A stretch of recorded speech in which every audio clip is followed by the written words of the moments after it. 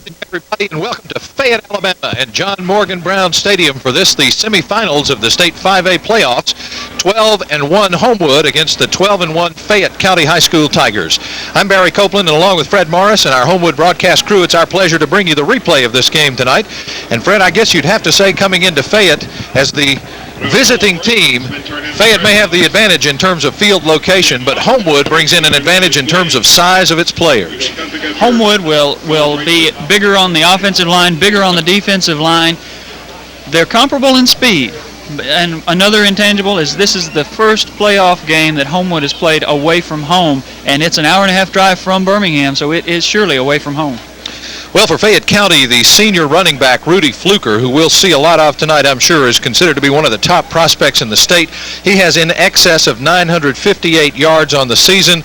Running back Stephen Thomas has also rushed for in excess of 900 yards. So they bring against Homewood a veer offense that has a double threat in the backfield. That's right. Coach Walden Tucker this week in various newspaper articles, I believe, might have planted a little misinformation. He came out talking that telling the story that injuries may force Fayette County to go to a power game.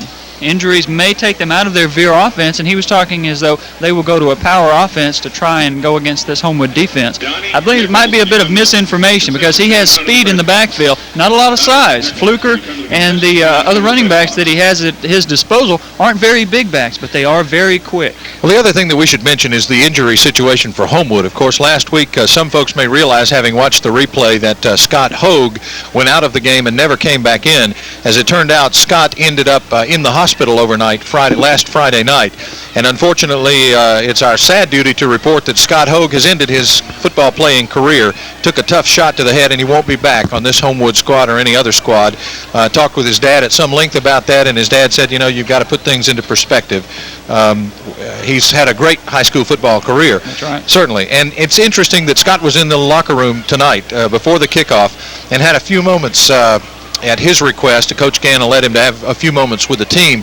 What he told them before this game was that to play every play as though it might be their last, because he now realizes what that literally means. That's right. It was a very emotional time in the locker room, and I think that's summed up by saying this team comes into this game fired up and ready to go. The unspoken feeling is if we can win against Fayette County, we can possibly take the state. That's right. So we're ready for an exciting replay of the football game. The only thing frustrating about it to us folks is that you already know the outcome and we don't at this point. We'll be back with the opening kickoff after this from our sponsors. You're watching Homewood Patriot Football.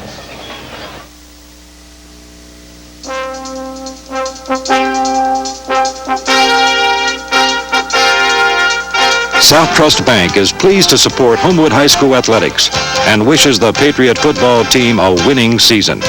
Whether it's community service or quality service at one of our convenient offices, South Trust Bank is working harder for you.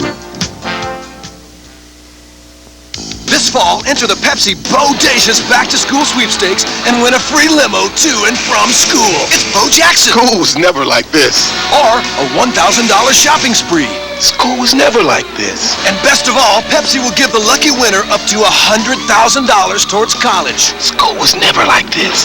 Shh! The Pepsi Bodacious Back-to-School Sweepstakes. School was never like this. Didn't I just say that? Enter the Pepsi Bodacious Back-to-School Sweepstakes. Thinking of buying or selling a home? Wondering what a realtor can do for you? Think VIP Realty, the oldest active residential real estate company in Homewood. Since we've served the Homewood-Birmingham area for 2 decades, we have the experience to provide you with complete guidance on the sale or purchase of a home.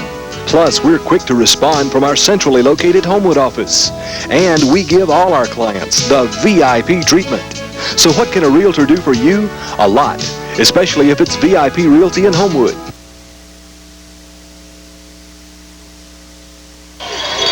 Back at John Morgan Brown Stadium in Fayette, Barry Copeland along with Fred Morris, and you're looking at the Homewood captains as they're ready to take the field for the toss of the coin. The Fayette band in the background, and their team dressed out in orange jerseys with white pants is reminiscent of the University of Tennessee, Fred. Almost frighteningly so. For an old Alabama boy, that sends shivers up your spine. But I can tell you that we have a host of captains, and why don't we go about the process of identifying them for tonight. First of all, looking to the left, Remind you that Eric Rebels, who all season long has worn the 64, is wearing the number 6 for tonight. Jay Roberson is number 10. Damon Southward is number 32, starts at tight end on defense for us, and defensive end and tight end on offense. 33 is Elvin Skipper, and number 88 is Michael Flint. Oh, is that Robert Davis? I'm sorry, I couldn't see the number. It's Robert Davis, number 30 there. Then number 6 is Eric Rebels. Number 1 is Dusty Smith. 11 is Brian Greer, who's had an outstanding year this year catching passes for the Homewood team. And number 79 is Jonathan Hamaker. You can also see some folks with videotape cameras out there as the Homewood Patriots take the field on this side. Suffice it to say, this game's attracting a lot of media attention tonight. Quite a bit. And there you see the Fayette County captains, they're seniors and assorted captains. Looks like they brought the whole squad. The scary part is they haven't brought the whole squad out for the coin toss. There's still quite a few more in the locker room ready to come out. Well, I wondered if Fayette had decided that everyone that they would have on the field tonight would be a captain, but apparently there are some more still to come. We can tell you right quickly that the folks you'll hear probably the most from tonight from Fayette are their running backs, number 43, Rudy Fluker, and their other running back, number 21, Roman Cowart. They run the veer offense. They're as liable to go one way as the other. What about the run around the corners and the passes out to the corners? That seems to be their threat with that tremendous speed on their flankers. That's right. They try and get those backs that are so elusive with the great speed into situations against the defense where they can do what they do best. The flat passes in the veer offense, which will allow them to get out in the open and use that speed to their advantage. Lance Tucker, the quarterback, has become very good at getting the ball to his receivers. He's passed for over 900 yards in an offense where there's not a lot of passing. Well, an interesting little strategic ploy here. The Homewood team, of course, you saw taking the field. They're on the field ready to play. The Fayette team goes back to the end zone to run through the banner and down the line of the band. I guess this is a tradition they have here at John Morgan Brown Stadium. But here come the rest of the Fayette County Tigers, and we're just about ready to get underway with this game tonight. We mentioned media coverage right at almost at the playing of the national anthem. The helicopters were droning overhead. You would have thought that this was staging ground for Desert Shield.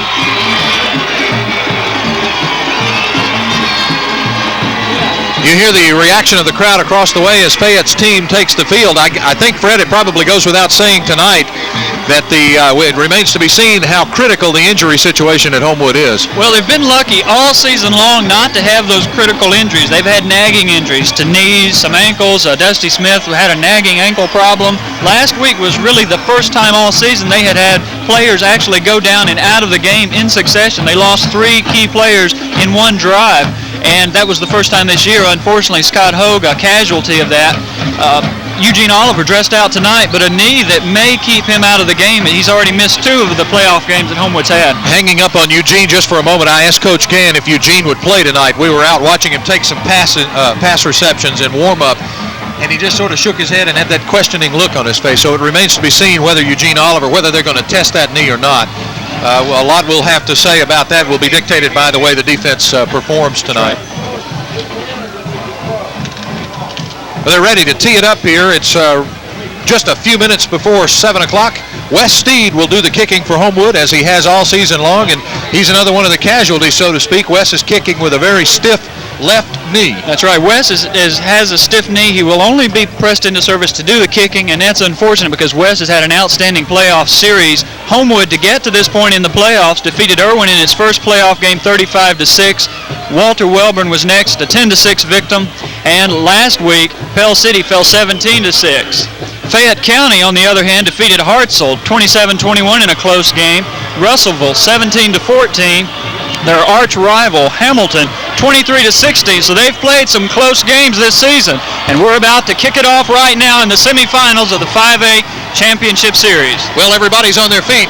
Here's Wes Steed waiting for the signal. He gets it. He puts his foot into the ball, and it's a low kick. It'll come down right in the middle. Fayette tries to decide. It's picked up by number 8, Stephen Thomas. Thomas around the right side and pushed out of bounds at about the 33-yard line. So good field position for Fayette as they started off, and a good reception by number 8, Stephen Thomas. They also had back Roman Cowart and Rudy Fluker, but the ball came to Thomas. And there you see Tamer Sabry making an outstanding tackle on the kickoff, driving the man out of bounds. Fayette in good position at their own 32-yard lines to start this 5A semifinal game. We'll try and set the defense for you as we get into the game here. The quarterback again is Lance Tucker. He's the coach's son. 5 is the quarterback. Tucker on the give to 21. 21 is Cowart right up the middle and going nowhere. The gain may be a yard. If they're going to run up the middle on Homewood's defensive line, Fred, I think they're going to be in for trouble tonight. They will. Looking at their offensive line, looking at their centers and guards, they go 187 pounds, 185, 175, 185 at the tight end. The biggest linemen they have are at 255 and 210 at the guard positions. A good stop by Michael Coggin that time after a gain of about 1. 2nd and 9. Tucker around right in. He's broken free, and he falls forward across the 50-yard line. Pushed out of bounds on the far side by Brian Greer. Tucker just on the simple quarterback keeper that time. Hard to say whether it was a broken play or not, though. The straight veer offense, fake to the first back, and keeper by Tucker. Michael Flint had the tackle, simply came off the tackle, didn't wrap up. Tucker has a big gain. A strong 17-yard gain by Lance Tucker. The ball at the Homewood 49. Here's the fall, the fumble. Damon Southward fell on the ball, and Homewood will take over at the Fayette County 46-yard line, the first big break in this playoff game. That's right. Damon Southward, who has been playing all-star football for the last 4 weeks, really all this season, but has come into his own during this playoff season, took the ball away from Lance Tucker on the tackle, took it away from him, came up with it. Now Homewood's in business. 1st and 10 at the Fayette County 47-yard line. Excellent field position on that fumble recovery by Damon Southward. Here's Jay Roberson looking at 1st and 10. Jay on the pitch back to you-know-who, Robert Davis, but Davis trips and falls right at the 47, and that's a big boost for the Fayette team. Barry, this atmosphere is electric for a high school football game. I'm not sure if it's coming across at home the way it is coming in this press box, but the Fayette crowd, the large crowd from Homewood, has just brought an electricity. Both teams probing right now. Both defenses playing extremely well. Fayette County meeting Robert Davis on that play.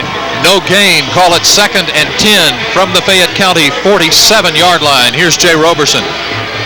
The fake, the pass to Greer, and way overthrown. Jay maybe just a little pumped up at the start of the game here. Looked to be a broken pattern by Greer. Greer pulled up on a button hook or a pattern where he just pulled up. Roberson made the play fake, turned around, and Roberson was looking for a stop-and-go pattern. Greer stopped but never went. Just a broken pattern that time. Well, it brings up 3rd and 10 now. The first big long yardage setup on 3rd down for Homewood. 10:07 now remaining in the first quarter. Here's Jay Roberson with a give to Davis right up the middle. Davis across the 45 to the 44. Stopped after a gain of about 3 yards. Stopped on the play by Fayette's number 66, Darryl McCollum. Darryl McCollum, a big play that time. His 6 foot, or make that 5'11", 242-pound middle linebacker made an outstanding play to stop Robert Davis, or he had more daylight. Here's Jay Roberson to punt. Jay will punt it from his own 45-yard line, and he gets a low kick away. It'll go down and bounce. Fayette's going to let it roll. He finally picks it up at his own 12-yard line, comes around the right side, and runs out of bounds at about the 22 or maybe 23-yard line.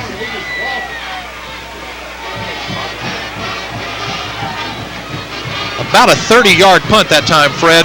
So Fayette coming out of that exchange of downs with poorer field position than they started with. A little worse off than they were, but I'm sure they'll take that every time they can stop this Homewood offense in less than a first down situation. Homewood 3 plays and punt that time. We should mention that Henry Walburn is starting tonight in place of the injured Scott Hogue. Henry will start, and Henry is a sophomore. He's played a couple of excellent games so far this season. Here's Lance Tucker.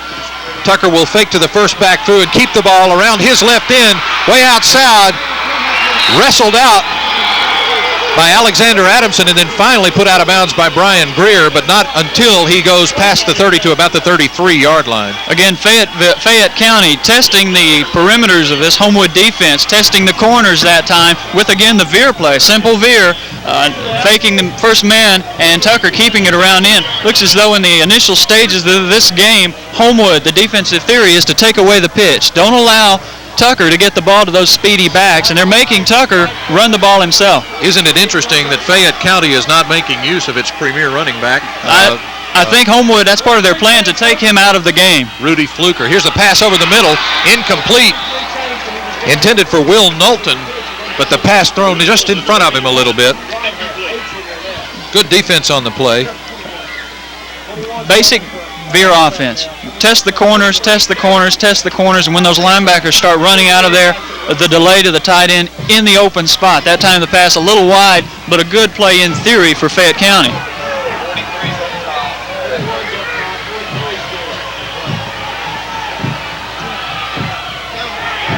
Tackled from behind by Jonathan Hamaker, but after then he pitched it out, and that play goes nowhere. Homewood's defense swarming that time. Great penetration by Hamaker. Disrupted in the backfield that time. Never allowed Tucker to even get close to turning the corner. That disrupted the play and forced number 21, Roman Cowart, to move it back inside where all the pursuit was coming. 3rd and 9 now. 3rd and 9 from the 34-yard line.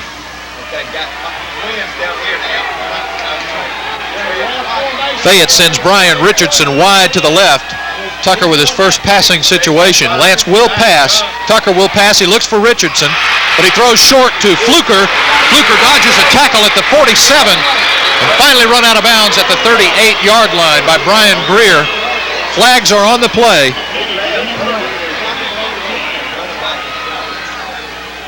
The call may be blocking below the waist. We'll just wait and see.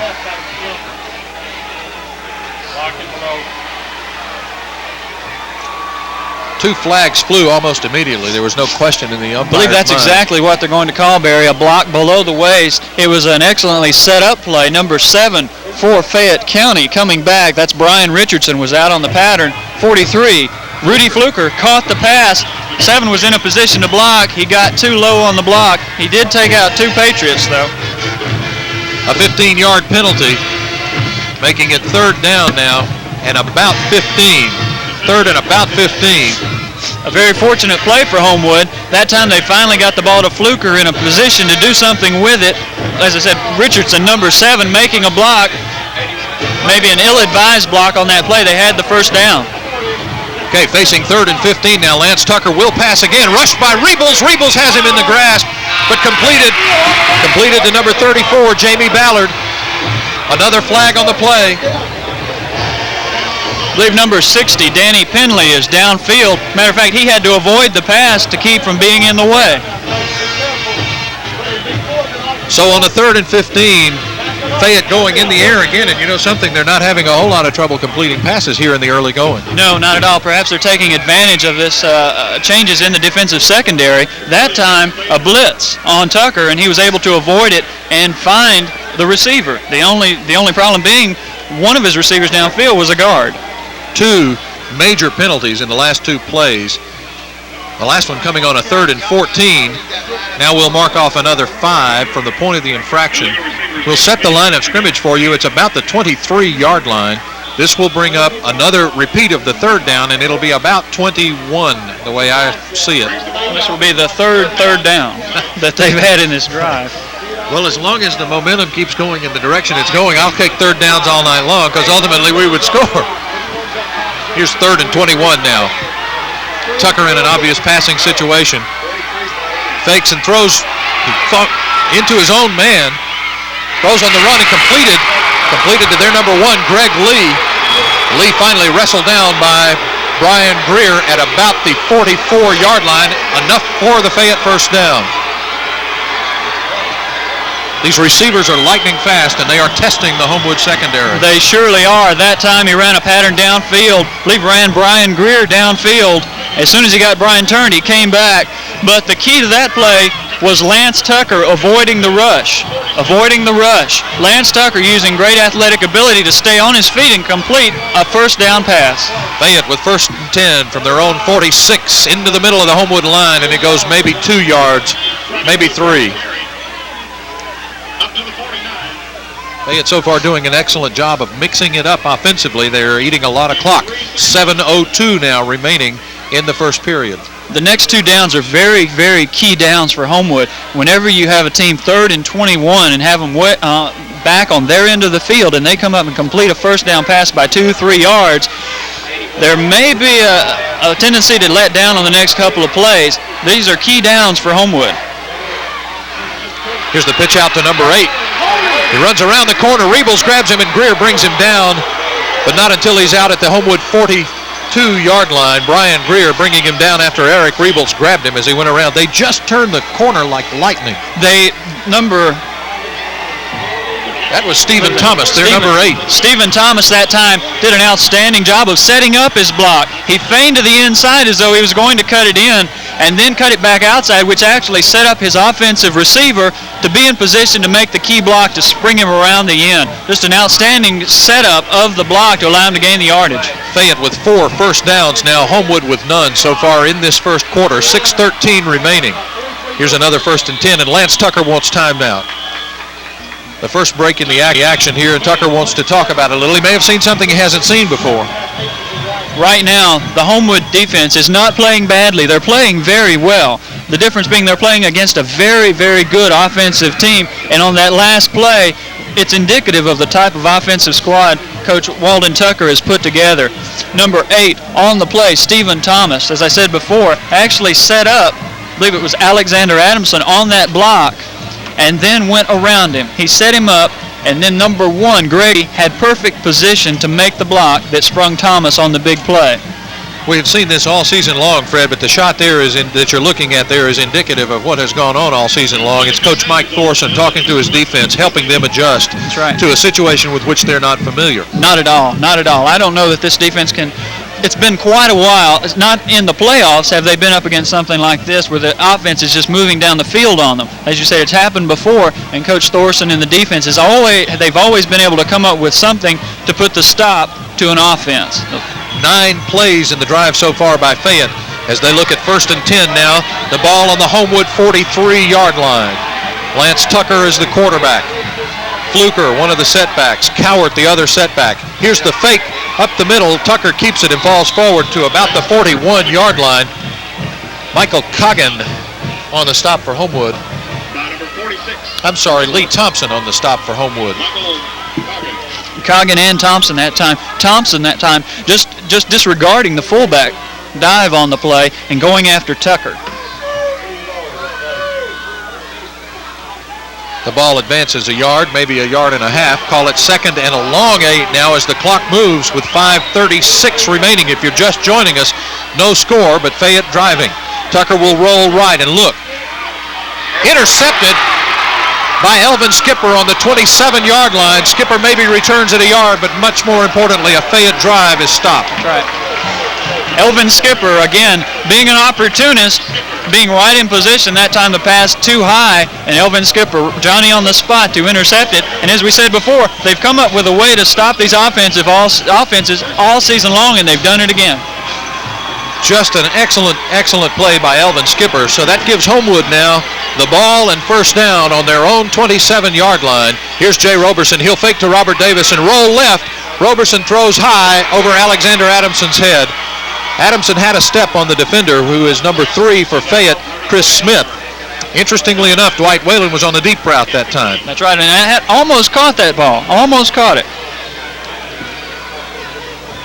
That'll bring up 2nd and 10 as Homewood goes with the pass to try and loosen up what they suspect will be a tight inside defensive line, Fayette having practiced against Robert Davis all week long. All week long and thinking about him in their dreams. As I said before, Fayette is blessed with quite a bit of talent. They play 2 complete teams. There's only 1 player on the team that goes both ways. Dwight Whalen split right to the right, but the give is to Davis. Off left tackle and out across the 30 to about the 31-yard line. Brings up 3rd and about 6. 3rd and a long 6 for Homewood. 4:47 as the clock moves in the first period. It's been a fast first period. A couple of penalties, 1 timeout. It seems like it's going fast to me. It sure is. One thing that'll be interesting to observe is how is Homewood responding to this type of game. It's a nip-and-tuck type game close to the vest so far. Michael Andrzejewski split out. Roberson wants to throw, but he's dropped at his own 22-yard line. Big defensive play for Fayette by their number 53, Jeremy Elliott. Elliott, a 5'7", 145-pound guard. If Jeremy Elliott weighs 145 pounds, then I feel much better about my own weight. Jeremy looks though he goes quite a bit more than 145. He sure hits like it on that play. A total of 4 yards lost on the drive, and Homewood will punt. Roberson gets away a low but a good kick. It comes down at the 50 and rolls. It'll roll dead at about the 45-yard line of Fayette. So Fayette in excellent field position now, ready to start another drive from their own 45-yard line. We were talking about before, a nip-and-tuck type game, playing close to the vest. Both coaches playing it very close. In the playoff series, the closest game Homewood's had is a 10-6 win over Walter Welborn, a very talented team. Fayette County, on the other hand, has played 3 very close games in the playoffs. Hamilton, their closest game, 23-16. A 34-yard punt that time. Here's Lance Tucker, looks to pass. He has his number 7, Brian Richardson, but the pass was overthrown.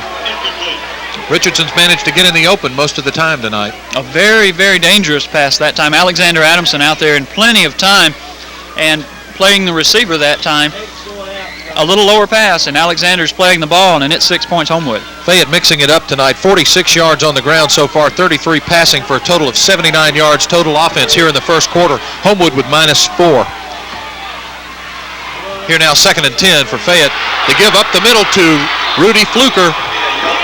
Fluker will come up about a yard short of the first down, maybe a half a yard short of the first down. Stopped by Brian Greer, the defensive secondary, getting a workout not only on the pass but on the run as well, because they're blowing through the front of the defensive line. The first time tonight they have handed the ball to the first back through. This time it happened to be Rudy Fluker. On the previous series, Tucker has kept the ball on that same play.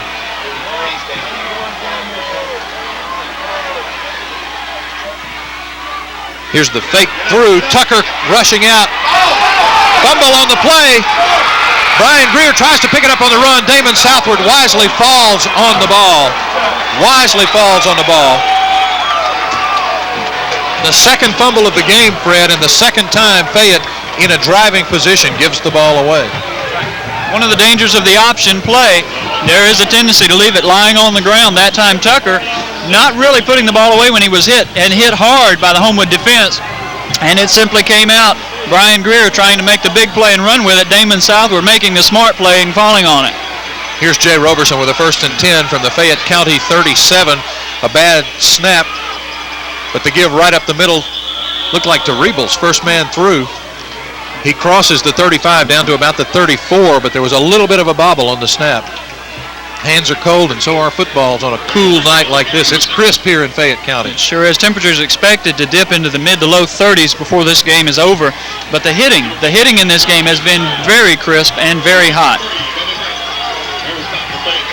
Okay, 2nd and call it 7 now, maybe a long 7. Roberson gives to Robert Davis right up the middle, and Davis taking on the Fayette line, moves the ball across the 30 down to about the 26. It's going to be close on the first down yardage, but I believe they have it. We'll have to see. The officials call a timeout to measure. Good interior line blocking that time by Homewood, moving number 52, Bubba Brent, a linebacker, 219-pound linebacker, out of the way and giving Robert Davis room to make that run and to make that first down. First down for Homewood. I believe that's their first of the game. Statistician Danny Callies and Mike Whitten tell us that is indeed the first Homewood first down of the game. 2:04 with the clock running in the first quarter. It's 0-0 our score from Fayette if you're just joining us.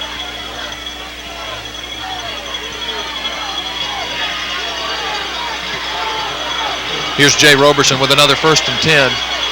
The give is to Davis. Davis moves it around the right side, breaks one tackle, down to the 15, 10.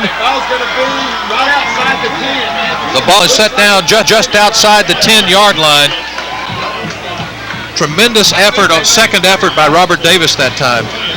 A 16-yard run. The 10-yard line, now the line of scrimmage. Homewood will be able to make a first down short of the goal, but it'll be just short of the goal. That play was all Robert Davis. He was supposed to go off tackle. The tackle, there was no hole there. Robert Davis, seeing that with great field vision, popped it outside and made a Fayette County Tiger miss and gained the extra yardage. Here's the give to Davis again. He tries his way off left tackle across the 10 down to about the 8. Michael Andrzejewski that time split wide to the left.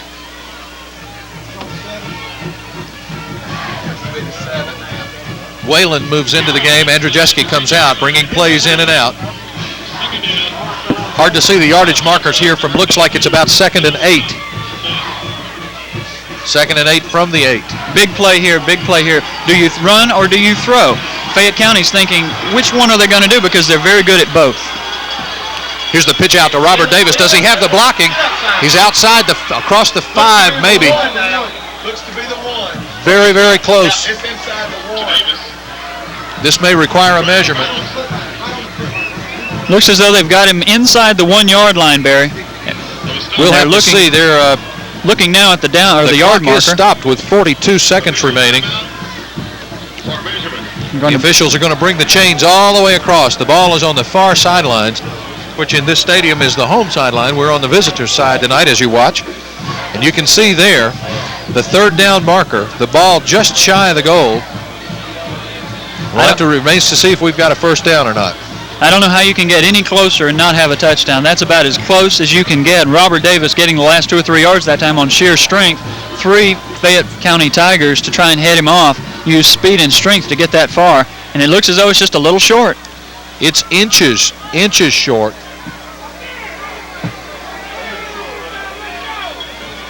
So it'll be 3rd and inches, also 3rd and goal. Not much doubt here. We've been watching this Homewood team all year long, and I don't know that they're afraid of any defense in the 5A region or the 5A category. I'm looking at some type of power play. Robert Davis up the middle. Count on those big guys up front. Cowan, Lusko, Hammaker, the rest of those guys. Steve Carpenter, Stanley Lee. Let them do the job for you. Biggest play of the ball game for both teams so far with 42 seconds remaining in the first quarter.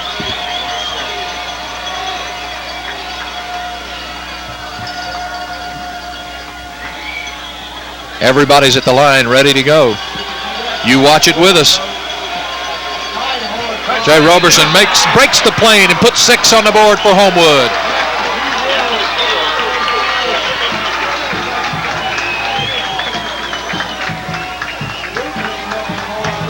Six points after what seemed to be a quick drive, and I think the key to it, perhaps, Fred, may have been the Davis second effort run that took us down to the 10-yard line. Absolutely. Davis seeing it, no daylight to the inside, bouncing it outside, making 2 players miss, gaining the extra 16 yards, put them in business right at the 10-yard line. Jay Roberson will hold it. Wes Steed with a stiff left knee will kick it. The ball is up. The ball is good. There wasn't much on it, but it got through. 7-0 your score from Fayette County and Roger, I can't remember, John Morgan Brown. John Morgan Brown Stadium. You know, we laugh about it, but Mr. Brown was principal here when the stadium was built back in about 1949, and there have only been 2 principals since that time. You think about the mobility and high rate of turnover here in urban schools that we're used to. That's really pretty unusual. Well, they call this part of the state of Alabama God's country, and with 2 principals after 40-something years, at least 2 guys believe it. 41 years and 2 principals. A 37-yard drive taking 2:15 off the clock. 6 quick plays, the way I look at it, with 40 seconds remaining in the first period.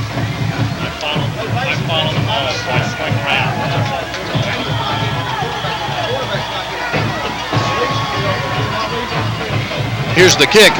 It'll come down to, is that 43, Rudy Fluker. Fluker looks at his blocking and cuts left. Being pursued, Ryan Greer brings him down, and there's a penalty on the play. It looks like it may be a clip back at the 31-yard line. I love this, being in the same booth with the Homewood coaches. you immediately get an opinion on what the flags are, where they are out of bounds. This is great. We're going to have to do this more next year. And sometimes if we appear to know more than we should, or more than we have in the other 10 games, it's because we actually hear some of the play calls. But you'll never know when we hear those play calls. That's right. I wish that you could see us. There must be 15 men in this booth. It's maybe 10 by 8. There are 2 cameras, 4 coaches, 2 broadcasters, 2 spotters, and a bucket of fried chicken. And who is that guy eating that fried chicken? Is he with us?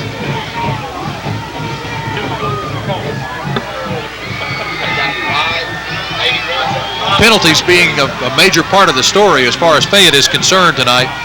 Here they are on their own 16-yard line. Lance Tucker will go back to the basics. The give is to Rudy Fluker. Fluker across the 20, but the clock is running 4 seconds, 3. And that is the end of the first quarter. We'll pause for a minute. The score from Fayette County is 7-0. Homewood up in this State 5A semifinal game. We'll be back after this from our sponsors. You're watching Homewood Patriot football. So, when was the last time you were screened for cancer? I don't think I've ever been screened for cancer. And why not? Never had the time. It only takes 2 hours at Princeton's new cancer screening center. Never had the money. It only costs $48. I never had a reason. Right, because it always happens to the other guy. Guess I don't have an excuse. I guess not. These days, there's no reason not to get screened for cancer. Call us for an appointment. Before I learned about lending money, I learned about respect. I grew up in a large family of 6 children, and my parents always tried to instill in us the importance of treating every person the way we'd like to be treated ourselves. I know what it's like to borrow money because bankers are just like anybody else. We're humans too. Whenever a customer comes in to see me, I treat them like I'd like to be treated myself. When you come into AmSouth to borrow money, you're doing us a favor, and we appreciate it. Back at Fayette County, as we look at a 2nd and 4 for Fayette. It was the give to 21, Cowart.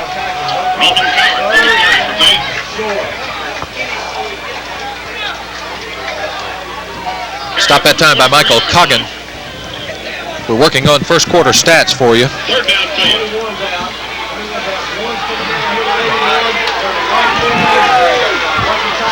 We'll try to work these stats in as we have time to do it. Looks like 3rd and 3 now. Here's the jump pass. Tucker over the middle, tipped and incomplete. Dusty Smith got a hand on it that time. The pass intended for number 81, Will Knowlton. Knowlton, a 6'4" end. But Dusty got up in the air and tipped the ball out of his reach. Good play by Dusty that time. Again, pressure on Tucker, not allowing him to complete his pass when he wanted to, and he had to pull it down, look again, and that time number 81 had cleared out. Will Knowlton had cleared, and only a great play by Dusty Smith stopped a completed pass. Here's the kick on 4th and 3. A low kick. It'll come down to Brian Greer right at the 50. Brian trying to elude 2 tacklers, but he's out to the 45, maybe the 42. Homewood recovers. There was a fumble, but Homewood recovers. Fayette County fans don't like it. They'll have to deal with that later in their own way. Here's some statistics for you.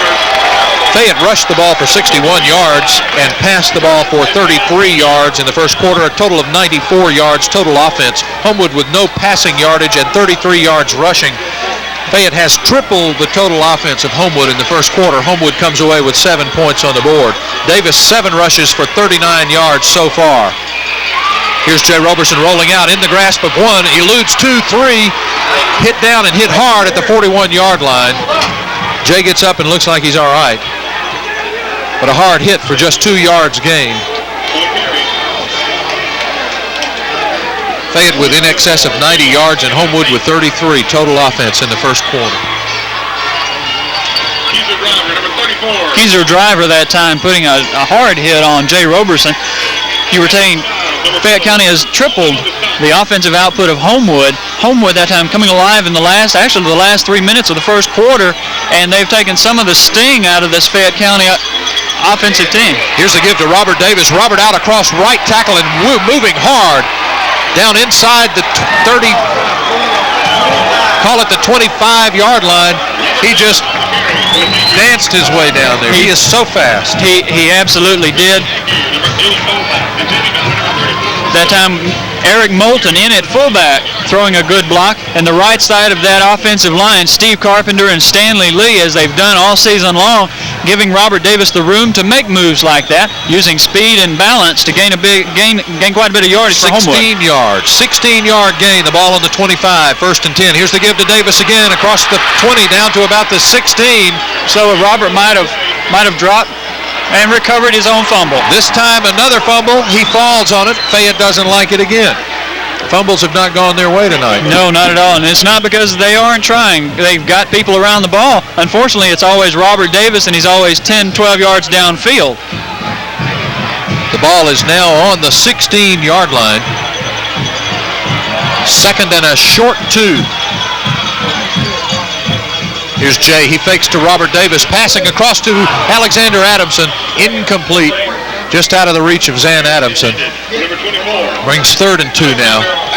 Big play here. Big play. A touchdown would go a long way in putting this game in a little more comfortable position for Homewood. A field goal is good, but a touchdown would really, really make Coach Gann feel better at halftime.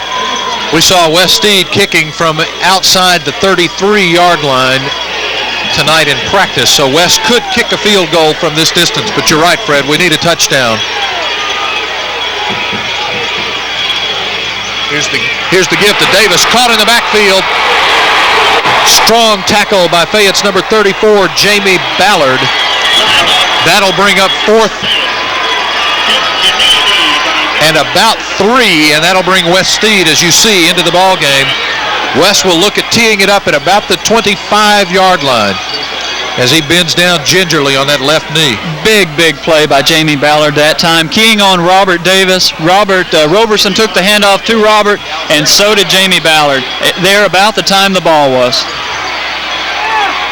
This will be a 35-yard field goal. High snap from center, but Wes gets it underway.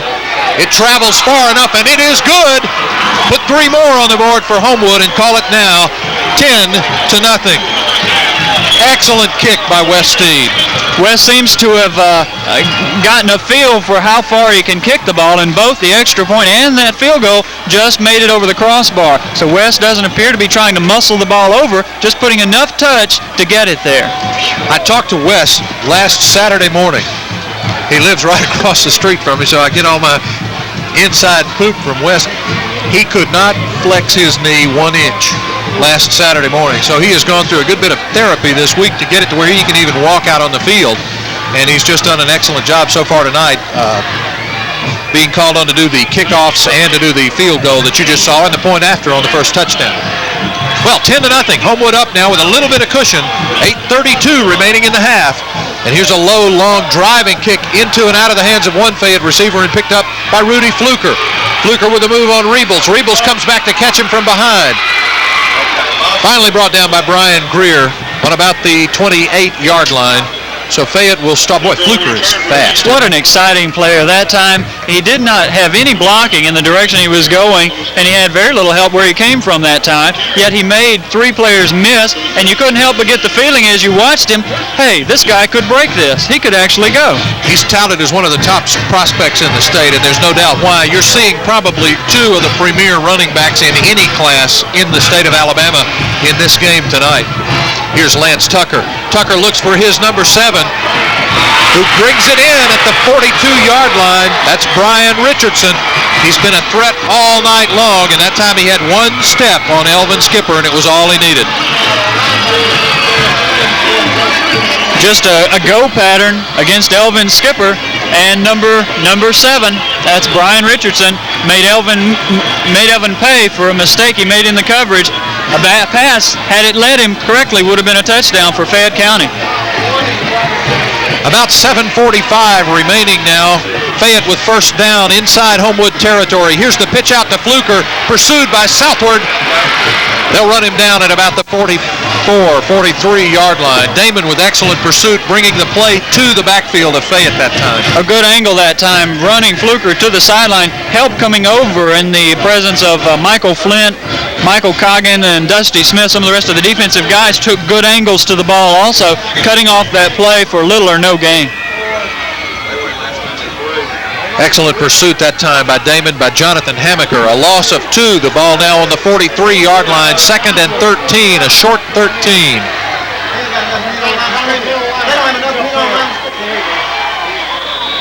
Fayette's going to call a timeout as he realizes, you may have heard in the background, what the Homewood coaching staff realized, that they may not have enough men on the line of scrimmage.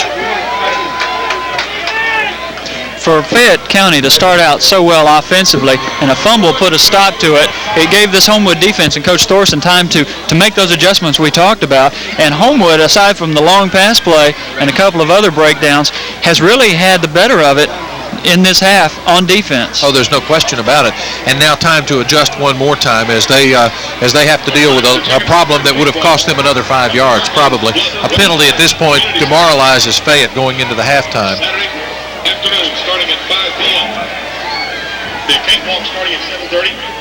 Also, our annual... This game tonight, the focus of attention of many Homewood fans who are wondering if they'll be driving toward Mobile next week.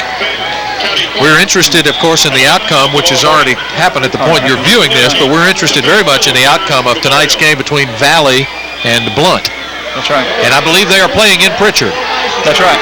Blunt located in Pritchard and Valley located near Opelika. Here's Lance Tucker, drops straight back to throw. 3 receivers out. Overthrows, well overthrows Greg Lee.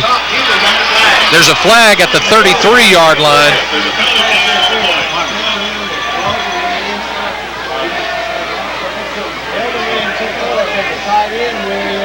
We'll have to wait and see what the call is as the Homewood, as the officials confer. Pass interference on Homewood on the other side of the field.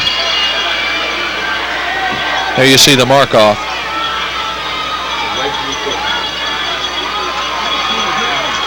Down to the 28-yard line now. The chains will move. 1st and 10 on the 28. 6:52 is the time remaining in the half now. Homewood's defense being tested again now. With Fayette with excellent field position. They bring Greg Lee to the right. Tucker will fake and keep himself across right guard. Inside the 25 to about the 24-yard line. Southward on the stop, along with Michael Flint.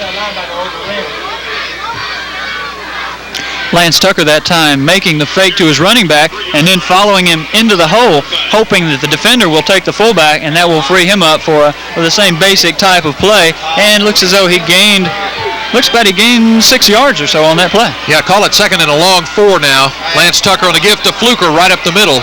Fluker crosses the 20. We'll have to see. They blew it down. There was a fumble on the play, but they blew it down as he crossed the 20-yard line. They'll mark it down at about the 19. So he may be about a yard short on that play, Barry. Make it 3rd and about a yard now. 5:57 remaining in the half. Homewood has done a good job of taking the outside corners away from Fayette County. They've been probing the inside of this Homewood defense so far. They came out the game and did very well with Lance Tucker going around in, but they've had very little success in this second quarter. 3rd and 1, the ball on the 19. A big defensive opportunity for Homewood here. Lance Tucker takes the snap, pitches out as he comes around to Cowart. A flag on the play at the 18-yard line.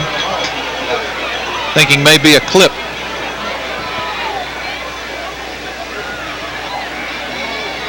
Cowart is extremely fast around that right side.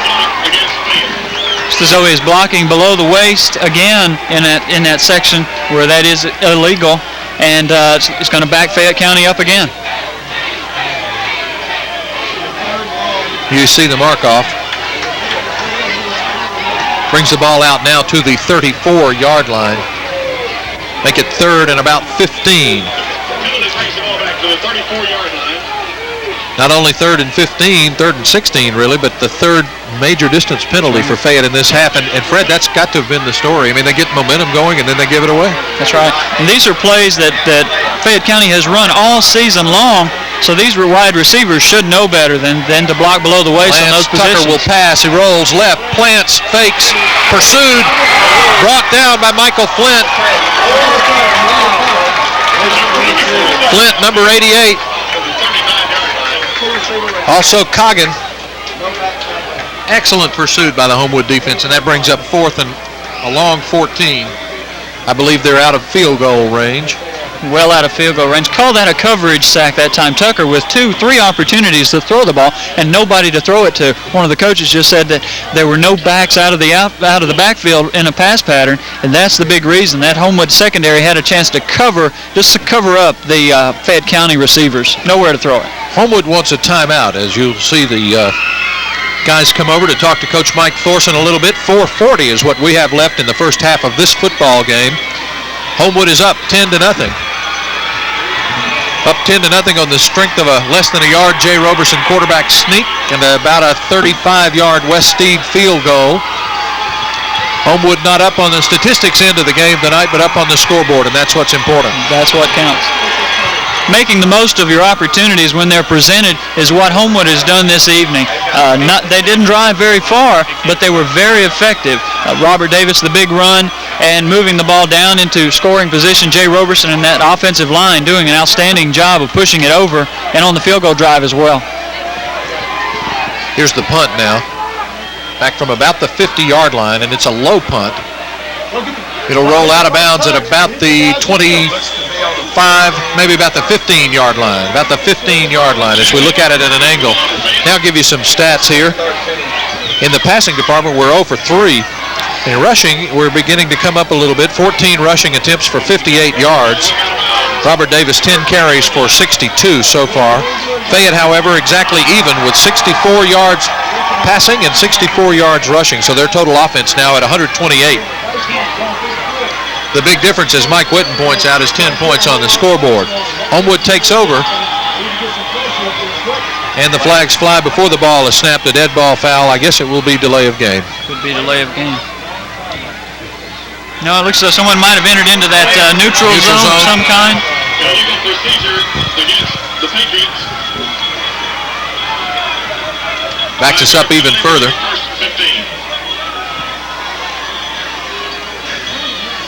The ball is on about the 9-yard line. Interesting series right now. Homewood backed up deep in their own end. Fayette County would like to keep them there with 4 minutes and 33 seconds to go in the half. An interesting series. Homewood wants to bring it out, use up that clock. Fayette County, on the other hand, needs to get the ball back and experience some type of success on offense. Here's Robert Davis from the 13 out across the 15. Maybe 3.5 yards.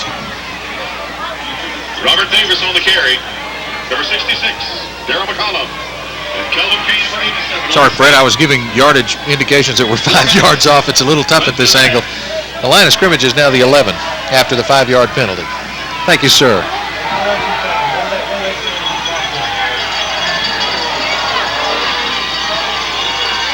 Here's the pitch to Robert Davis. Good blocking on the outside corner. Davis out across the 15 and maybe to the 20, just shy of the 20. He stays in bounds, and the clock continues to run with 3:50 now remaining in the half. Richardson on the stop for Fayette.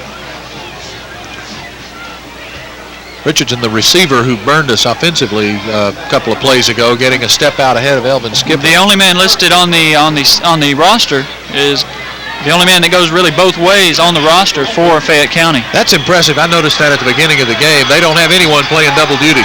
No. Quite a bit Here's of talent. An important third and about 4.5 for Homewood.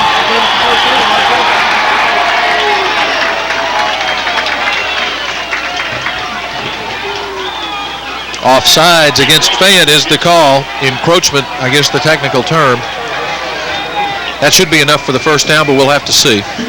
I'm not sure I agree with those calls for that dead zone area. If you enter into it, you're called immediately, regardless of whether you get back or not. Do you think, Fred, too, that officials tighten up a little bit in a semifinal of a state playoff game?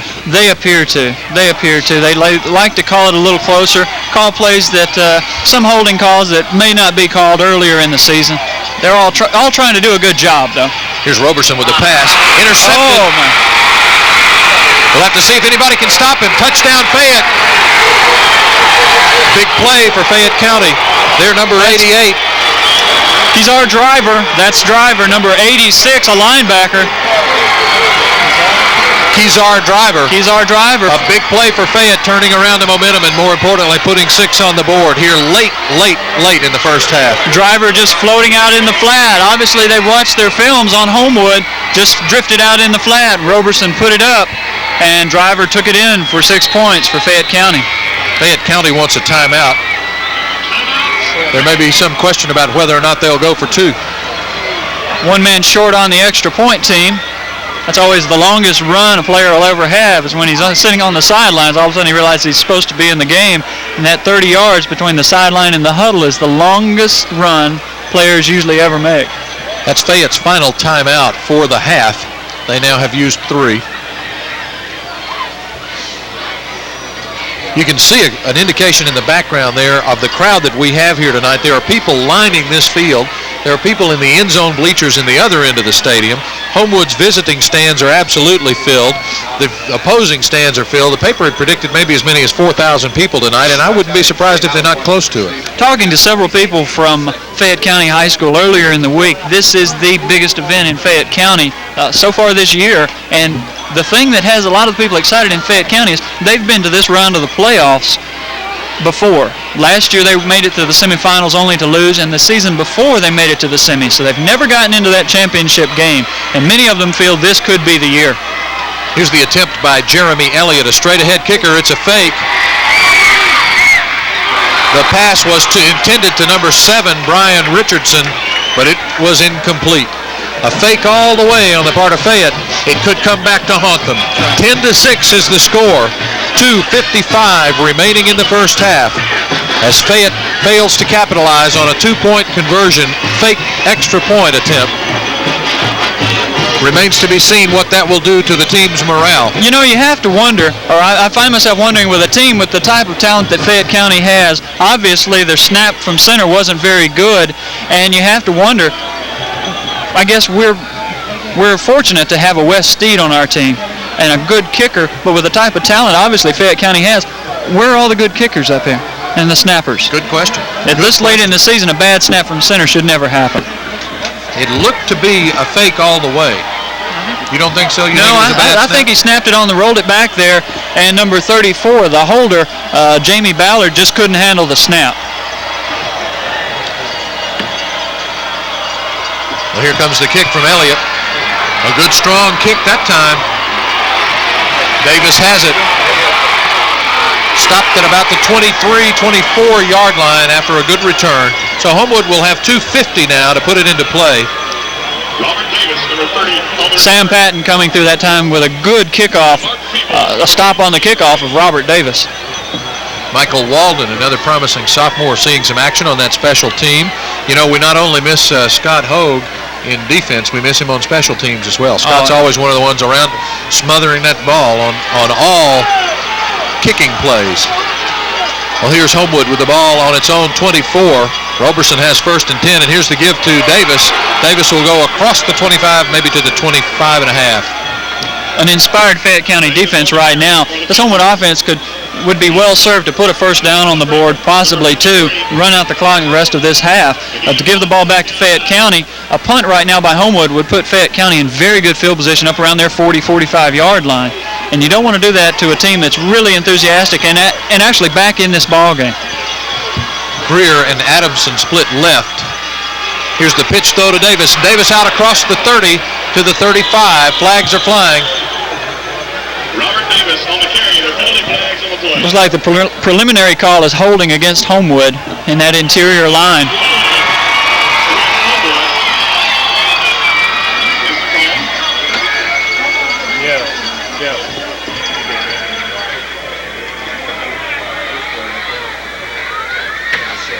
Holding against the Patriots. Okay. Brings the ball back to a 15-yard line. Now the line of scrimmage will be the 15-yard line, and we'll be looking at 2nd and about 18. The clock continues to run with 1:45. Homewood can run out the clock in the rest of this half if they simply take all the time allotted to them. What we don't need right now is another interception. Here's Roberson on the give to Davis. Davis hit once in the backfield, but out across the 20, 25, 30. He runs out of bounds at the 32. Oh, but for one more block. He was on the sideline, had the opening, and just one player with the angle on him, looked to be number 4.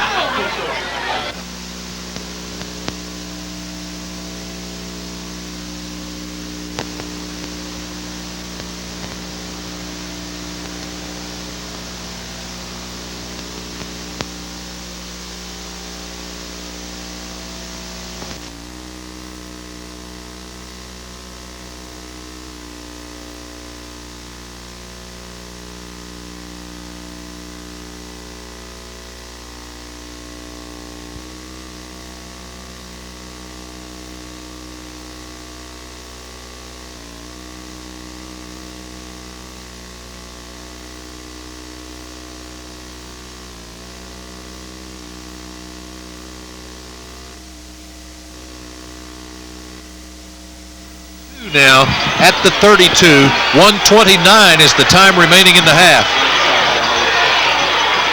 Here's the pitch to Davis. He's got his 2 and more. 40-yard line, 50-yard line. He's off. He's gone. Robert Davis will go all the way. Not a flag in sight. No flags. And put another 6 up on the board. Goodness gracious, he's fast. Outstanding interior line blocking on the left side of the line. Jonathan Hammock or Chris Lusko, Chris Cowan just blew them out. There was a hole you and I could run through. And the one thing Fayette County did not want to happen in the rest of this first half was Robert Davis going 67 yards for a touchdown. 67-yard touchdown run to make it 16-6 now. Stunning Fayette County with 1:19 remaining in the first half. Here's Steed for the extra point. Snap is back, ball is down and up, looks to be good. Blocking was absolutely magnificent on the run by Davis. He had the entire offensive line blowing out for him.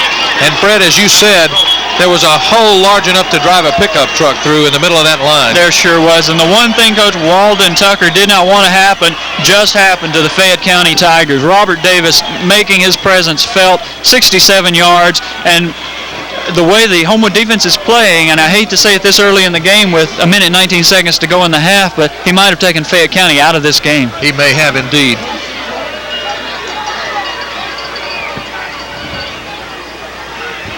That's more than a big play for Homewood. It's demoralizing for Fayette County. They had the big play, they had the touchdown, they were coming back, simply hold Homewood 3 plays and punt, and they have an opportunity to score again.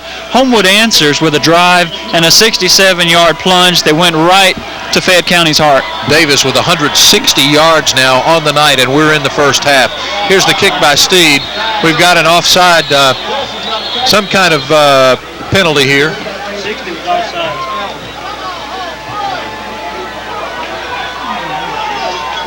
Appear to be an offside.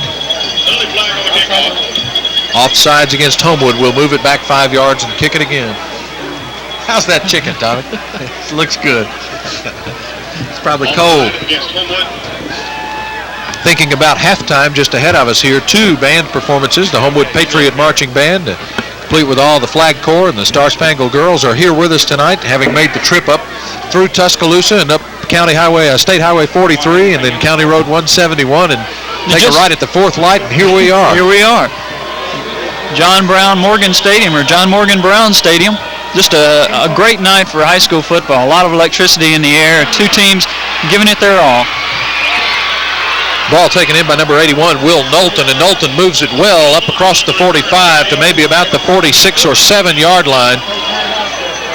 Fayette's in business with 1:09 remaining. Fayette going with no huddle. Homewood trying to adjust. Here's Lance Tucker. They know what they want to do. They're going long. It's pass all the way. Tucker will throw across the middle. Hit and then dropped at the 41, so it's an incomplete pass. 58 seconds remaining. The clock stops, and it'll drag out a little bit now, as every play is probably going to be a pass play. The danger to Fayette County for that type of approach, though, is 3 pass plays won't take up to 58 seconds, and Homewood will have an opportunity possibly to run a punt back. And given their performance in running punts back this year, that could be just the thing Fayette County is trying to stay away from. Lance Tucker will pass again. Intended for Brian Richardson, but incomplete. Greer and Adamson defending. 51 seconds now remaining in the half. Brings up 3rd and 10 now. One of the Homewood coaches just mentioned a good time for a draw. A good time for a draw to Fluker, Rudy Fluker, or one play we haven't seen since the first quarter is that swing pass to Rudy Fluker, get him in the open and give him an opportunity to use those moves that he has. This time Fayette County choosing to go long on the second down play. Greg Lee to the right, Richardson left. It'll be another long one. Lance Tucker looks. Here's across the middle, complete to number 81, Will Knowlton. They're tight end. I don't think it'll be enough. No, it's not near enough for the first down. That time Dusty Smith stayed at home, stayed right with the tight end, number 81. That's Will Knowlton, and a delay pass. The clock runs, 30 seconds now remaining in the half. The ball at the 48. Fayette goes on 4th. Here's the pass to Greg Lee.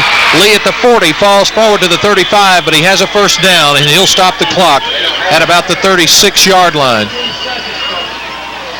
19 seconds remaining in the half. This will give Fayette County at least 2 attempts into the end zone, or 2 attempts toward the end zone. Look for some type of sideline pattern. If you throw it to the center of the field, the clock will continue to run. The clock moving, 15 seconds. Homewood takes a timeout. Not to stop the clock, certainly, but to adjust. Right. Homewood's got 2 timeouts left. If you're Walden Tucker, you're looking at possibly 2 pass plays at the most. Something to get you down close. You want to get some type of score out of this if you possibly can. They're out of timeouts. If they complete the ball to the center of the field, that won't give them a lot of time to try and get something off. Well, that's the one you hate to take, though. That clock running at 15, but that one play that could kill you. That's right. First down. Any type of pass caught in the center of the field and a run connected with it, it could run out the clock. This is what Homewood would want to happen. I'm not sure if Fayette County will oblige them. 15 seconds remaining in the half now. 17-6 the score from Fayette County. Homewood up in this 5A semifinal playoff game.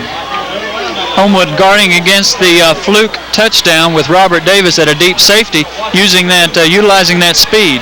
Davis is in it, one safety, Greer at the other. Lance Tucker will pass, hit as he throws. Richardson takes the ball in, but it's at the 26-yard line.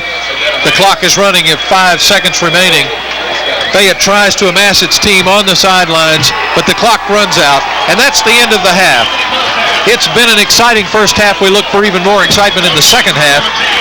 The score is Homewood 17 and Fayette County 6. We'll be back with halftime performances by both bands after this from our sponsors. You're watching Homewood Patriot Football. At NTW, you'll always find the largest selection of quality brand tires at the lowest prices. At NTW, you'll find Michelin, Bridgestone, Dunlop, Pirelli, Goodyear, and many more. NTW also offers alignments, brake service, as well as shock and strut replacement using quality Monroe shocks. And NTW's expert service staff won't keep you waiting for hours because NTW believes in fast, quality service. NTW now in 3 Birmingham locations, Homewood, Roebuck, and now in Inverness. It's Piggly Wiggly Food Stores for quality foods, friendly service, and fair prices. You'll find a wide selection of the freshest seasonal produce brought in daily, and the finest heavy Western USDA choice beef, and of course, plump, fresh-cut chickens never frozen. And Piggly Wiggly serves hot, fresh deli foods of the finest quality served up daily, the next best thing to home cooking. And Piggly Wiggly Food Stores are proud of our friendly people serving your needs in Mountain Brook, Homewood, and Southside. It's Piggly Wiggly, the finest food stores around. When you think insurance, think Buddy Wade. Auto, home, business, life, or health, no matter what your insurance needs may be, Buddy Wade is your local State Farm agent with the insurance experience you want. From his office at the corner of Palisades Boulevard and Columbiana Road, Buddy has served Homewood and surrounding areas for over 15 years. When you think insurance, think experience. Think Buddy Wade.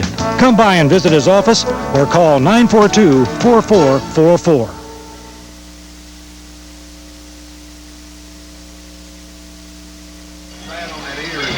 Back after that quick commercial interruption, and the first thing we need to do is apologize for misleading you that there might be a band performance. We realize we're taping this from the visitor side of the field tonight, and you would have seen the wrong side of the band performance. So we hope we brought it to you enough this week that you'll remember what the Homewood Patriot Band looked like. Let me give you some statistics, Fred, from the first half.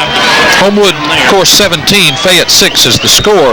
In the first down department, Homewood with 5 and Fayette with 7.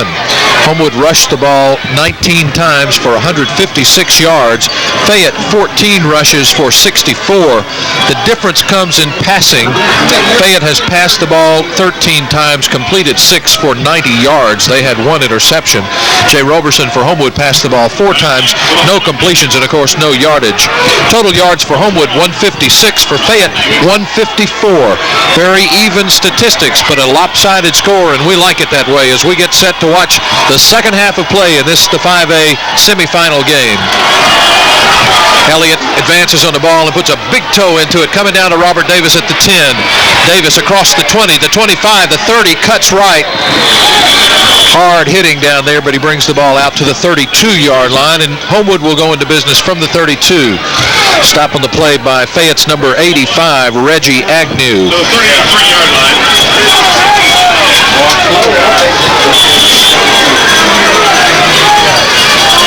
23-yard return. The ball is now at about the 33, so Homewood goes into business. First and 10 on its own 33, 11:42 remaining. We'll start the half with a penalty. That's right. Ball procedure foul against Homewood.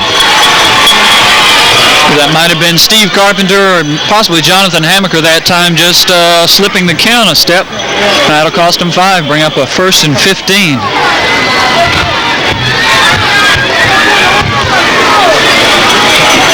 I'll tell you, it's cold out here. They may be having to work some of the kinks out. Here's the give to Davis. Davis out across the 30, the 35 to about the 37-yard line, making up the penalty and more. In the interior of that offensive line for a job of blocking, sealing one side and blowing out the other. That time taking care of the nose man, Robert Davis, making a good gain, about 4 yards, bring up about second down and 6. Second and about 6. The stop by Jamie Ballard that time. Here's Roberson on the give to the first man through, and that's Rebels. He spins and moves, but he's not going to get up to about the 39-yard line, maybe 2 yards on the play. Brings up 3rd and 5. Check that, make 9-yard gain, getting back to 5-yard penalty and a 4-yard gain. 3rd and about 5 for Homewood. Homewood this time could use the play action to freeze those linebackers, or they could go with what's been working very well for them. Eric Rebels leading Robert Davis off tackle. Here's 3rd and 5. The delay to Davis. Davis out across the 43, maybe the 44. Looks to be about a first down. A good spot will get them the first down here. Referee's looking at it. Clock will stop as they take time out to make sure. A first down for Homewood. Already almost 2 minutes off the clock here in the third quarter. 10:15 remaining. Fred, what do you think the Fayette coach said during the halftime? Well, he had to tell his guys that it's not over. They have the ability to score at any time from anywhere on the field, and they had to try and keep their heads up and look and tell them to try and make those big plays right there. A big play potential for Fayette County, simply missing the pass. He had to try and keep them motivated, and their confidence had to be down, giving up a long touchdown, 67 yards with less than a minute, 30 seconds to go. Well, as you watch the incomplete pass that time, Jay Roberson hit hard right as he let the ball go, but Chris Lesko walked over and helped him up, so I think Jay is okay. At the same time, Coach Gerald Gann in the halftime locker room probably says we've got to control the ball. And you go in 17-6 in a big game like this, and you come out in the second half, you have to keep that enthusiasm up at this point in the game. Coming out in the second half, it's your ball first, and if you do nothing with it, that gives the other team some momentum. Well, Robert Davis was hit right as he crossed the 44-yard line. No gain on the play. It'll be 3rd and 10. The first big third and long situation of the second half. We'll see what Homewood does with it. They have Greer split wide to the left, Andrzejewski split wide to the right. Here's the fake to Davis. The pass by Jay Roberson well overthrown. Two men covering on Michael Andrzejewski that time, but the primary coverage was from Charleston Hayden, number 24. Also covering Chris Smith, their number 3. So it brings up a punting situation as Homewood looks at 4th and 10 from their own 44. Steed is in the ball game to snap them back. Jay Roberson does the punting.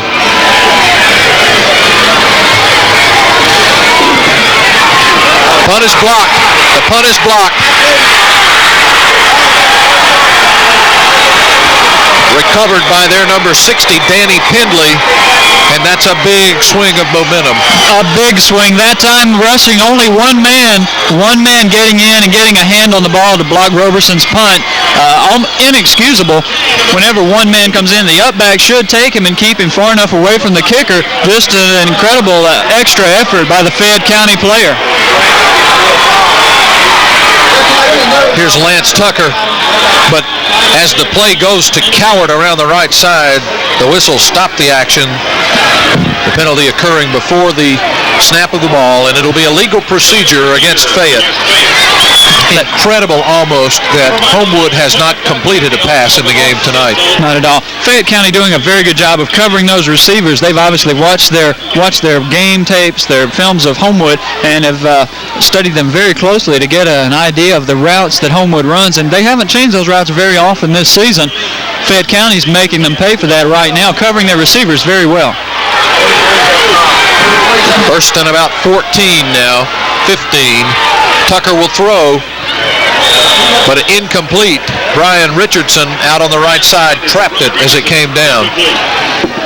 So that'll bring up 3rd and 15 now.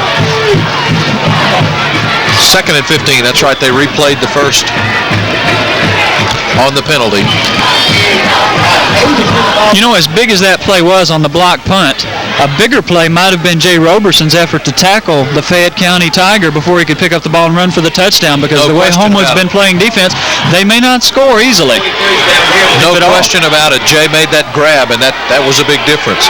Here's Tucker back. Passes out to Richardson, but it's thrown out in front of him, and it wasn't Richardson. It was their number 8, Stephen Thomas, thrown out in front of him. Hammaker out there defending on the play, walking a little tenderly on that left ankle. Big down for Homewood for the defense right now. That play, a swing pass to number 8, Stephen Thomas. A tough pass to throw because the running back's running horizontally. The quarterback has to lead him. A big play here for the defense to stop them and force them into a 4th down situation. 3rd and 15 now. Lance Tucker drops straight back, looks long, fires wide open to Brian Richardson at the 14-yard line. Richardson just dropped in underneath the deep coverage. Big league play, big league play. That time Lance Tucker waited for his receiver to uncover. Richardson running down on a post pattern, looked to be driving Alexander Adamson deep, possibly giving him too much of a cushion, simply broke it inside. Tucker put it right on the numbers. The ball is on the 12. 13, short 12. Tucker wants to pitch it out. Pitches to Stephen Thomas. Dusty Thomas Smith is thrown for a loss back to the 20-yard line. Dusty Smith with a big defensive play. Dusty Smith answers with a big league defensive play, taking the pitch man his responsibility and puts him on the ground for a loss on that play.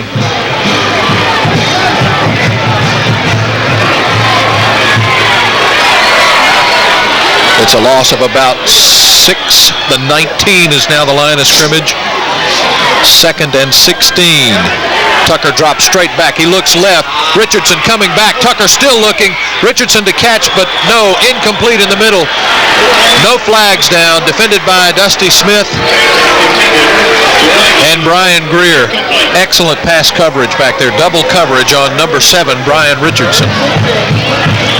And you know, with good reason, he stung us several times tonight. That's right, a very good receiver. That time you saw Tucker and Richardson playing a little cat and mouse game. Tucker, with a lot of time, kept waiting for Richardson to uncover and get away from the coverage. Give credit to that Homewood defense. They never allowed him to get away. 3rd and about 18 now. Here's Lance Tucker. He'll pass. Pump short. The pass to Fluker, but Fluker will be caught way behind and run out of bounds at about the 21-yard line, maybe the 22. Dusty Smith defending on the play. Also Skipper. Number 33, Elvin Skipper. There's a good shot of Pat Morrow, the director of the Homewood Band, that we were unable to show you during the halftime just ended. All right, they're looking at what now? 4th and, let me see, help me out here, about 20? 4th and about 19, 4th and about 20. And they'll go for it. Tucker drops straight back. Richardson wide open in the middle, but incomplete. Excellent defense by Elvin Skipper as the ball was intended for Teddy Copeland. Or was it 86, Keyser Driver? I believe that was Driver that intended time. For Driver, number 86, Keyser Driver. But Elvin Skipper right there, Johnny on the spot. Fayette now 8 for 18 passing, and they come away with apparently no kicker on that because they could have had a field goal at that point. Close enough for an attempt anyway if they had a kicker that they were confident could. So they come away with no points, and we'll go back to basics now as the give is to Robert Davis across the 20 to maybe the 22. Getting back to that Fayette County 4th down play, a big play for Homewood for the defense in the fact that Lance Tucker throws into double coverage. The plays that have stung Homewood tonight have been the isolation plays. Richardson isolated against Alexander Adamson on the deep post pattern, and also the play against Elvin Skipper where they were isolated one-on-one. Here's the pitch out to Davis. Robert comes to the right side, scampers at the 23, late hit but no flag. Looked to be a late hit by Keyser Driver, but no flag.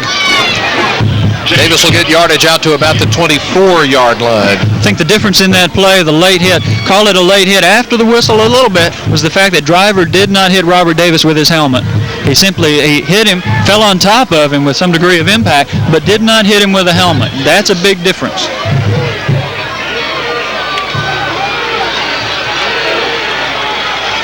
Okay, here's 3rd and 7 now. There's a give to misdirection play to Davis. Davis around across the 25, but hit hard at the 26. Stung at the 26-yard line. Who was the defender there? Brian Richardson, number 7. Boy, he's done it all tonight, hasn't he? He sure has. Both sides of the coin. A solid hit by the defensive secondary that time when just as it looked Robert Davis was getting some daylight and could pop one, the defensive secondary says no. 4th and 5 now. Jay Roberson will punt. You can expect Fayette to come, but they've got 4 back blocking. A punt is off the side of Jay's foot. It bounces across the 50 and will be down at the 45, maybe the 44-yard line by Chris Cowan.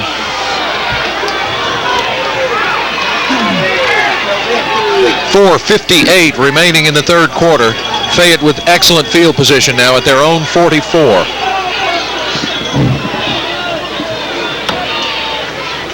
Only a 30-yard punt that time by Jay Roberson, as it went off the side of his foot to the right. Here's Lance Tucker.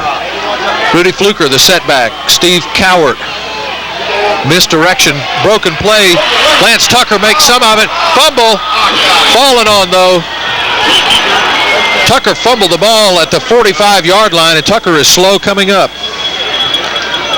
He took a lick at the 45. He fumbles, though. Official timeout for measurement. Time is out on the officials to measure the gain to see if he has the first down. Tough to call from here. Tucker carrying that ball very loosely that time after he broke the line of scrimmage, still waving the ball wildly, and Homewood that time put a head on the ball, knocked it loose. Quick thinking by, I think it again was 86 Keyser Driver that time, who fell on the fumble. You know, though, did he actually fall on it at the spot they spotted the ball at, or did he fall on down the field? I think they gave him a bad spot. He did try and pick it up and run it, but he still recovered it there. Either that or the official says the ball was down, but I don't see how he could have called that. Here's the give again to Fluker in the grasp of Damon Southward, and he'll go down at the 47-yard line. Swarming Homewood defense that time for a loss of maybe one.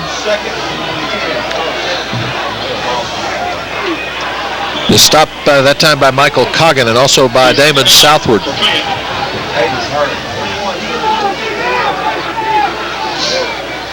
.351 now remaining. The clock moving. 3:50 in the third quarter. 2nd and 10, the story of the second half so far, long down situations. Whoa, what a defensive play by Jonathan Hamaker. He read it all the way. Moving to the ball, slanting to the ball. Jonathan Hamaker, a big play. Jonathan Hamaker was in their huddle. He had to have been in their huddle.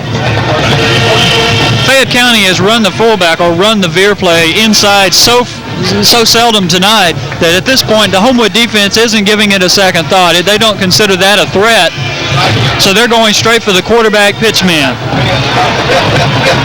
Passing down called for. Here's Tucker straight back from the in and out of the hands of Brian Richardson at the 31. He was in between the coverage again, deep behind Walburn, in front of Greer. The one pass pattern they've had a great deal of success with tonight, you think they would come back to it on their key plays, yet they continue to run it at midfield. Well, that brings up the obvious punting situation for Fayette. They'll snap the ball from our 49. Point of the punt will be their own 40. They get it away. It'll come down to Davis. Robert tries to get it, but they may have fallen on it. Fayette County may have. Fayette has the ball. He couldn't decide whether to let it go or pick it up. One of the few bad decisions Robert Davis has made this year. It looks as though they might be reversing the call, however. Looks like they fought for it, and now the official signals that Homewood has come up with it. Woo! Looks as though Dusty Smith might have fought for that ball. A 30-yard punt. A lot of scrapping going on. Let's put it that way. A quick call by one official, later reversed by the other, and Fayette County's following less than happy at this point. Give credit to whoever that Homewood Patriot was that fought for that ball under that pile, because he didn't give up. No, he sure didn't. Here comes Dwight Whalen wide to the right. Greer split to the left. The give is to Eric Rebels right up the middle, and Rebels takes on the whole line. He's up to about the 20. They'll give him forward progress maybe to the 21. He took on about 3 of them all at once. He sure did. Looks as though one of them had a hand in the face, possibly on the face mask or inside the helmet. It looks as though he had his whole arm up there. Eric Rebels continuing to drive forward. Gains 3 yards on a tough run. Clock continues to run. We'll be under 2 minutes. Something tells me Eric enjoys that kind of running. Here's the pitch out to Davis, left in, up to maybe the 24, 25-yard line. Boy, it's a dogfight here in Fayette County. Right now it is. I believe that punt recovery by, I believe it was Robert Davis now, recovered his own fumble, has fired up this Fayette County defense. They're playing inspired defense. Homewood's offense is trying to answer.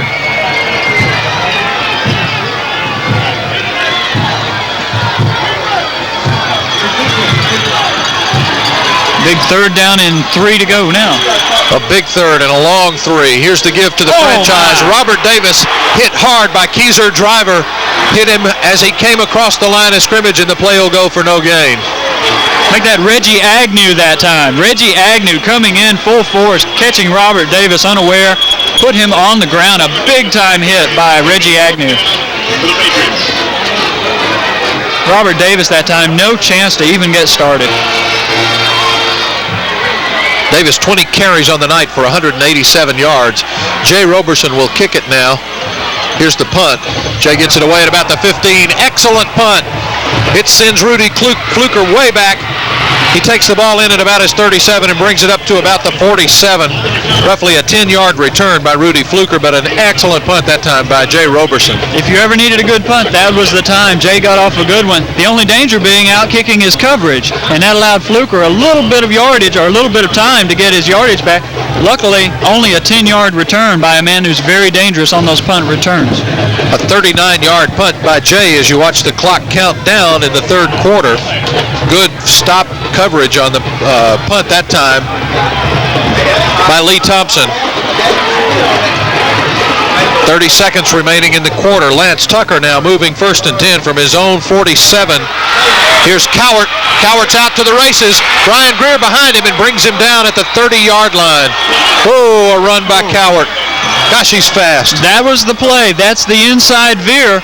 Cowart, that time, number 21, taking the inside handoff. Homewood has ignored it pretty much in the second half, and there's been no good reason to really cover it. Tucker has kept the ball or pitched it to Fluker or the pitchman. That time they ran the play at just the right time. Roman Cowart is about as fast as we've seen. He's got speed all over Fluker. The only reason Alexander Adamson caught him on that play was he had the angle on him. Quarterback sneak by Lance Tucker, and he's down across the 25 to about the 23 as time runs out in the quarter. We'll pause for a minute with the score from Fayette County. Homewood 17 and Fayette 6. You're watching Homewood Patriot football. Since 1925, the ministry of Dawson Memorial Baptist Church, along with its music, education, and recreation programs, have been designed for the physical, mental, and spiritual growth of the individual. No one is ever a stranger at Dawson Memorial. And we invite you to attend Sunday school, our morning worship services, church training, and evening worship. If you can't be with us in person, join us for morning worship each Sunday on Channel 42.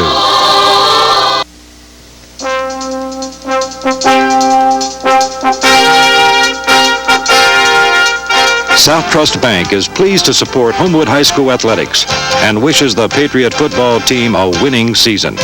Whether it's community service or quality service at one of our convenient offices, South Trust Bank is working harder for you.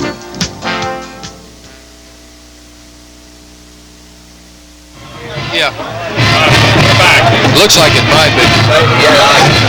Well, you're looking at Damon Southward moving tenderly off the field. What a collision they had just as we went to commercial. Just a difficult hit that time. Tucker running the quarterback draw, and luckily for Tucker, unfortunately for Greer and Damon, they converged on him at the same time. Tucker ducked, and they ran into each other. You see Damon Southward coming off the field with what could be a cramp, even in this cold weather. That puts Robert Davis in now at the free safety position. Henry Walburn in, number 2. Here comes Rudy Fluker, pursued by the whole team, and he's caught from behind. Oh, what a play. Was it Michael Flint? Michael Flint. Michael Coggin also on the play. Excellent pursuit that time.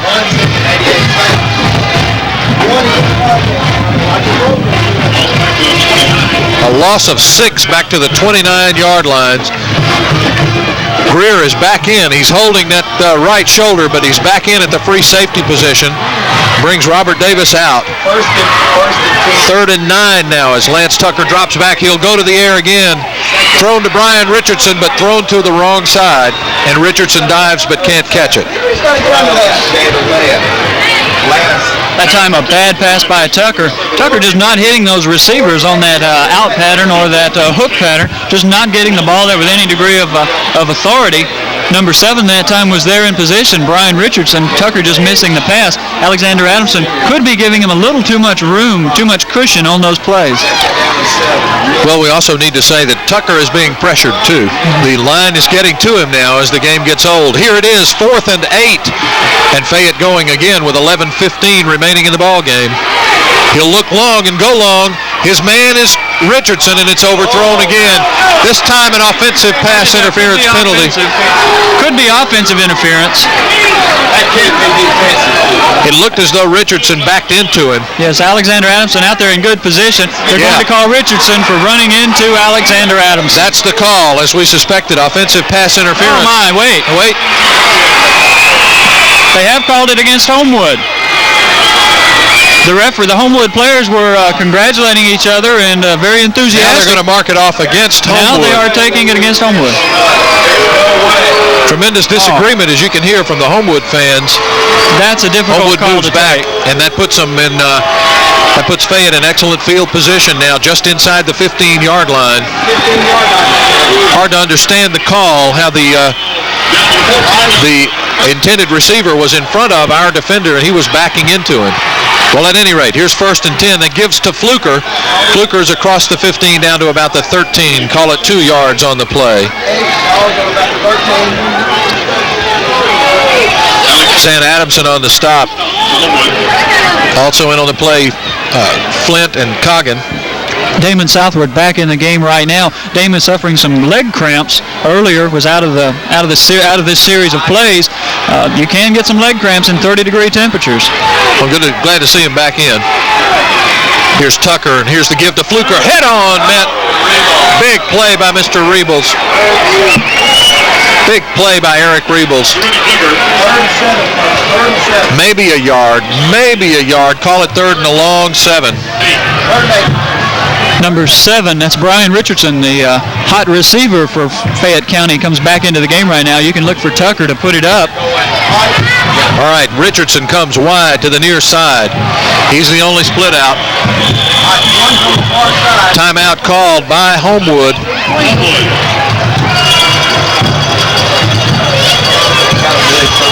That's their first timeout of the second half.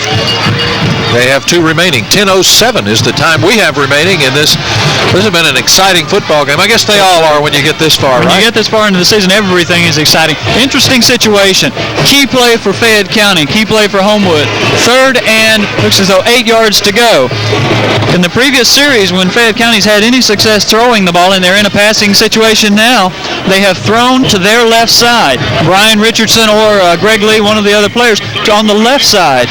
On the key plays, when they have not had a great deal of success converting, they have thrown to receivers on the right side. That time when they came out prior to Homewood's timeout, their receivers, Brian Richardson and Greg Lee, both their receivers were on the right side, which has been their weak side all night long.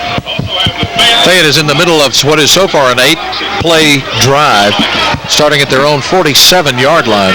You're absolutely right. Richardson was the single wideout. When they isolate Richardson on the secondary, they've had some success.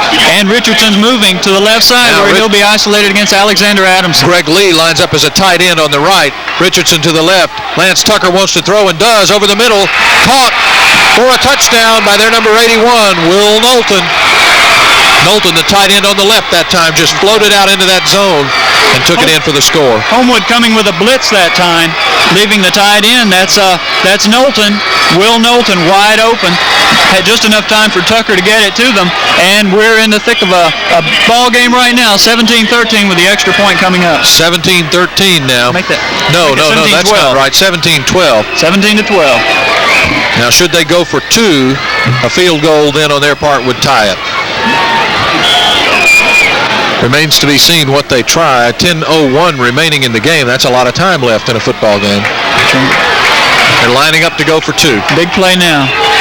Greg Lee is split wide to the right. Here's Greg. Tucker to throw. Got it. And completed to Knowlton. Skipper jumped to try to tip it, but the ball was just a little bit over his head, and the height of Will Knowlton, their number 81. Knowlton is 6'4", 185. He's a tall young man, and so that height paid off. The 2-point conversion successful. Timeout on the field. The score is now Homewood 17 and Fayette County 14. Flooding the zone that time, Fayette County running Will Knowlton to that side. Number 43 followed him into the flat. That's Rudy Fluker. Elvin Skipper caught between the two of them. Simply mistimed his jump. Will Knowlton makes the catch, and we're in a 17-14 ball game with over 10 minutes to go. The momentum tends to swing on plays just like that. Homewood needing now to mount a long, sustained offensive drive for a big score. Here's the kick. It'll come down to Brian Greer at his own 11. Greer to the 20, to the 25, 30, 35, cuts back, 40. Finally brought down at the 42-yard line, but thank you, Brian. We got good field position. Stop on the play by Reggie Agnew, number 85 for Fayette.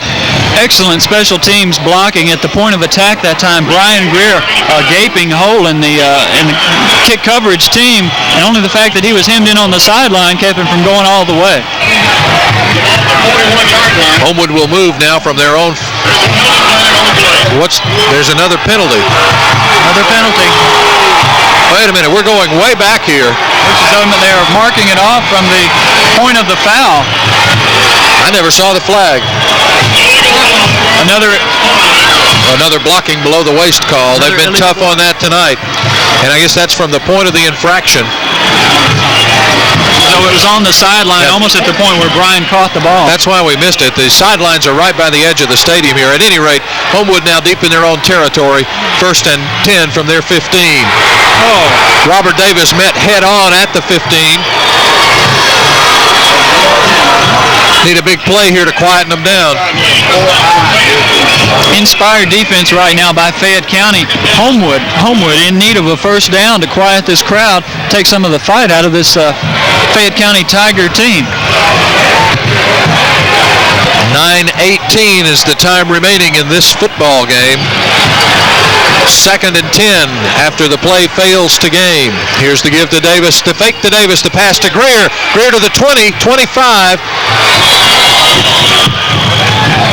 Remains to be seen, but I believe he's got first down yardage. Stop on the play by Reggie Agnew for Fayette. Agnew getting a lot of defensive work tonight. For a first down for the Patriots. Ball 27-yard line.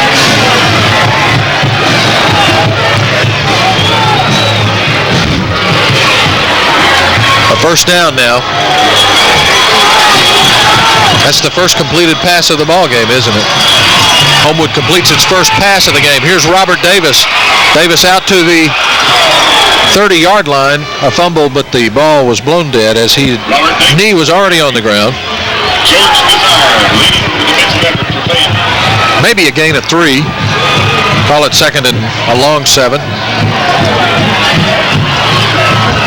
Homewood continuing to run the clock and run the ball. A gutsy call on the flanker screen on the play previous to that. Homewood needed that first down in a big way, give them some confidence and take some of the air out of this Fayette County defense. You know, I'm looking across the way. The Fayette County fans have not sat during the entire game that I can recall. Here's another give to Davis.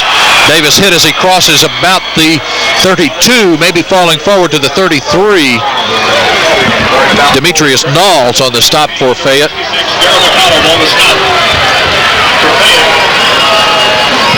Brings up a 3rd and about 4. Big play for Homewood.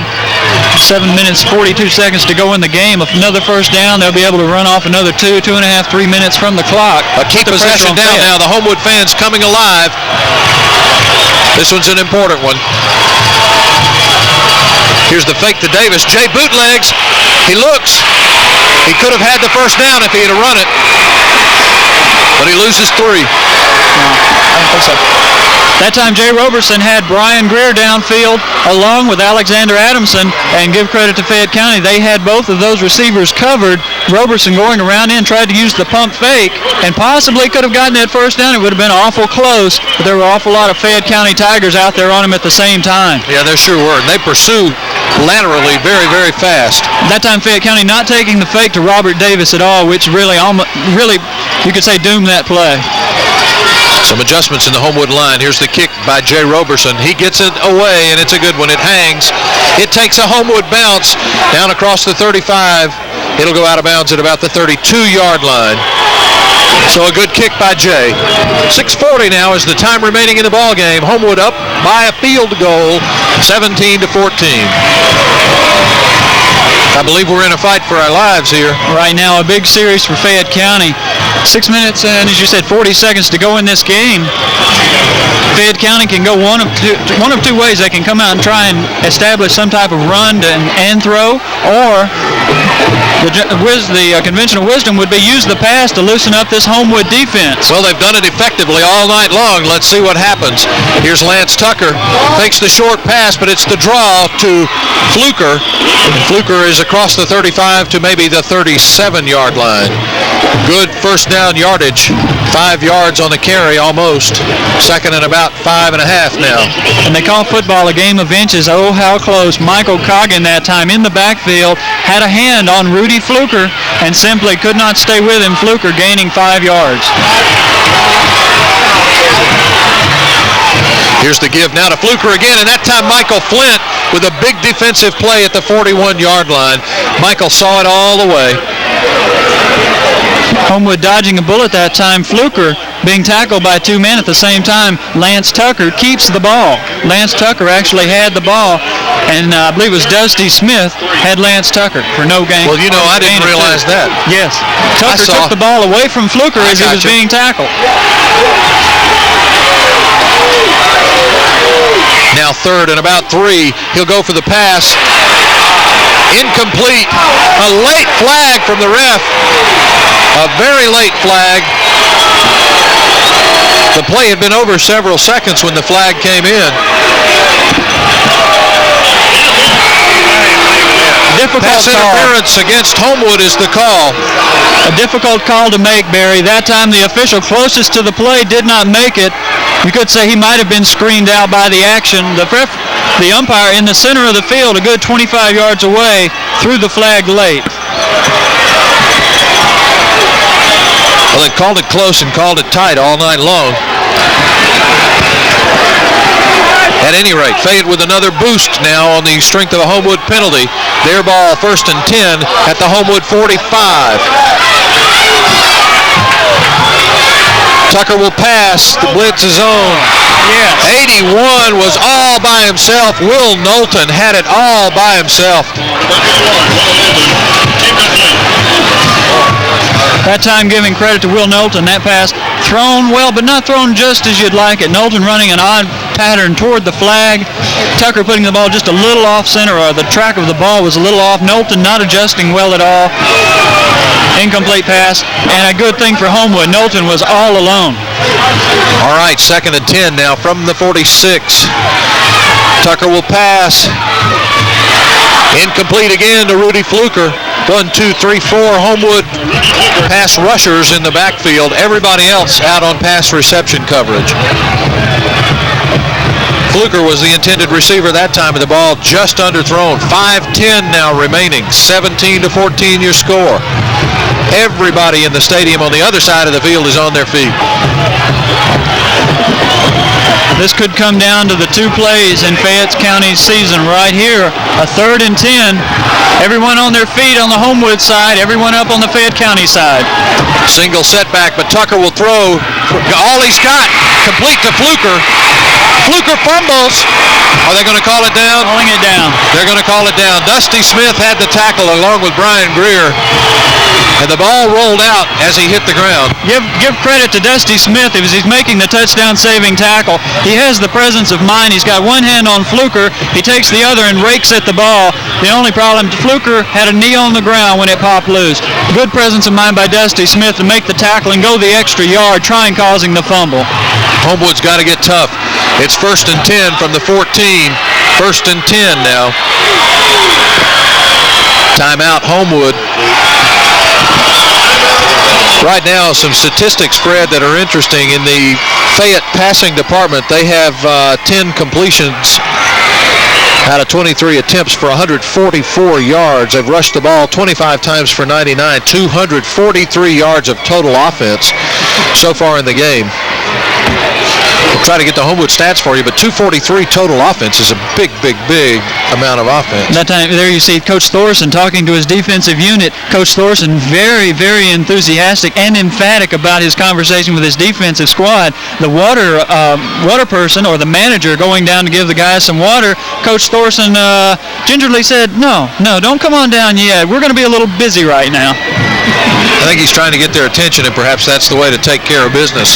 Homewood's got to prevent a score at this point. Fayette does not apparently have the kicking threat. They are in 4-down territory. Homewood's got to get tough. They got to bow their necks a little bit, and they're playing just as they have all year long. They're playing scrappy football, but Lance Tucker, the Fayette quarterback, is absolutely picking us apart in the defensive secondary. Well, they're running some patterns right now that we haven't seen in the game. They're running a 2 tight end set with number 7, make that Brian Richardson, running some motion to the inside and then running delays to Fluker and to Knowlton. All right, Tucker on the keeper. He's around left end. He's headed for the corner. He'll score.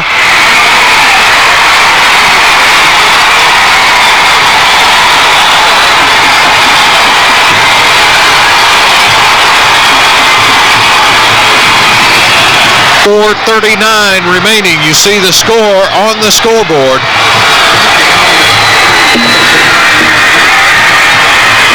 It was Lance Tucker all the way. Nobody out there on the left side. Here's Elliott for the extra point. A high pass from center, but Elliott kicks it through. 21-17.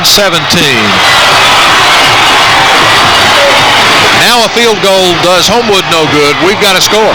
The one time in this entire game that Lance Tucker breaks the veer option cleanly around the end. Homewood took the inside fake. No one at home on the end. Lance Tucker takes it, goes 19 yards for a touchdown. That makes it 20-17. The extra point makes it a 4-point game. Homewood has to score a touchdown. And with Robert Davis back deep, having gone 67 yards earlier in the game, that's not out of the realm of possibility. A 6-play, 58-yard drive for their score. We're going to see what Homewood's made of here. Here's Elliott's kick. It'll come down to Skipper, who looks right up the middle and takes him on head on, still going at the 24-yard line. Fayette enthusiastic right now. Homewood needs the momentum back. These guys are pumped up. That the kick coverage team met Elvin Skipper right at the 24-yard line. Elvin Skipper went no further. Homewood needs a big play right now. The offensive line now needs to blow them out as the Fayette fans chant defense. Here's Davis. Davis across the 20 to the 28. The Fayette player scrambling with him, trying to strip the football out of him, and Robert visibly upset by that. Time for Homewood's fans to get back into it. That's right.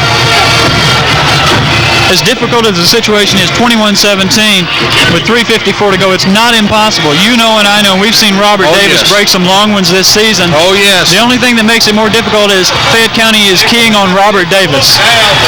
Here's Davis out across the 30 to the 35. He's got first down yardage. And he gets the Homewood fans into the game. A stop by Reggie Agnew, but only after first down yardage. Plenty of time on the clock for Homewood to run a good, conservative, well-executed drive down the field, mix some passing up to give Robert Davis a chance with Fayette County keying on him all the way. Now is the time to use Brian Greer, Alexander Adamson, and Dwight Whalen.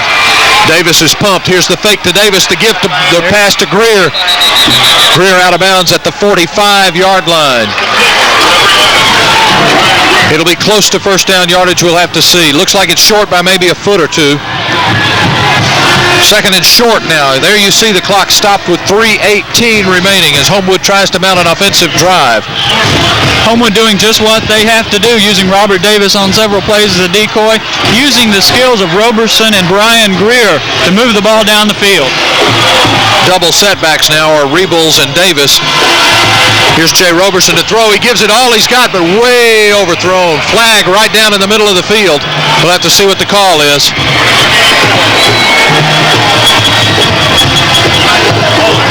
The Fayette players indicating it'll go against Homewood. What's the call? Holding.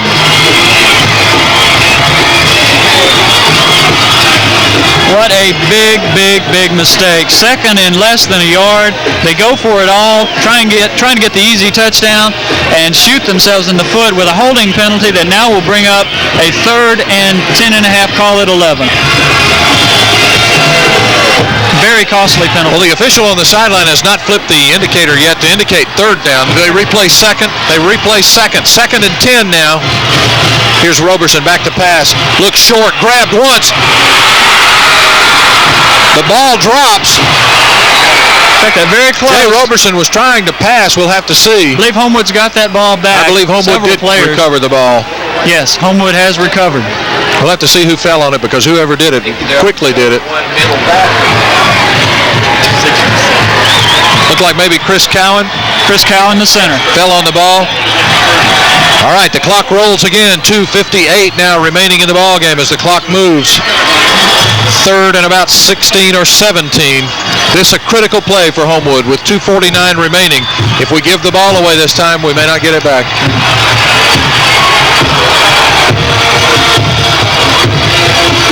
Here's the fake gift to Davis. Jay Roberson rolls out.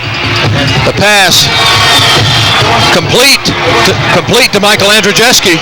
Looks like maybe 4th and 3 now will be the Homewood call. Good grief, I can't stand too much more of this. If you're looking for excitement, this is the game for it. Roberson looking to the sidelines for the call. 4th and 3, this could be your season. The clock runs with 2 minutes and 10 seconds to go. This is definitely the season for Homewood. They've got the call. Fayette obviously going to be looking for Davis. And here's the give to Robert. Gets some blocking. First down and more. 50-yard line, 45-yard line. Still on his feet at the 40 of Fayette. Homewood still in business. A field goal doesn't win it. Homewood's got to score. The clock now moving. The clock stopped with 1:56. Now the clock starts. 1:55. It counts. We can get the clock in the lower left-hand screen. We'll do it. We may not be able to tonight, but we'll try it for you. Okay, 1:41, 1:40. We'll keep you advised. Jay Roberson wants to pass. He's throwing with all he's got. Get on down there, Zan. No flag on the play. Zan Adamson wants a pass interference, but no flag on the play, and that'll stop the clock with 1:32. So close to face guarding. Number 7 that time coverage. That's Brian Richardson. So very close to face guarding. The only thing that really saved him was he looked up at the ball at the very last second. Stops the clock, though, with 1:32. Homewood still in very good position. Still got Robert Davis. He could pop one at any time. You got Brian Greer and Jay Roberson with the arm to put it in the end zone. Noise could be a factor at this point.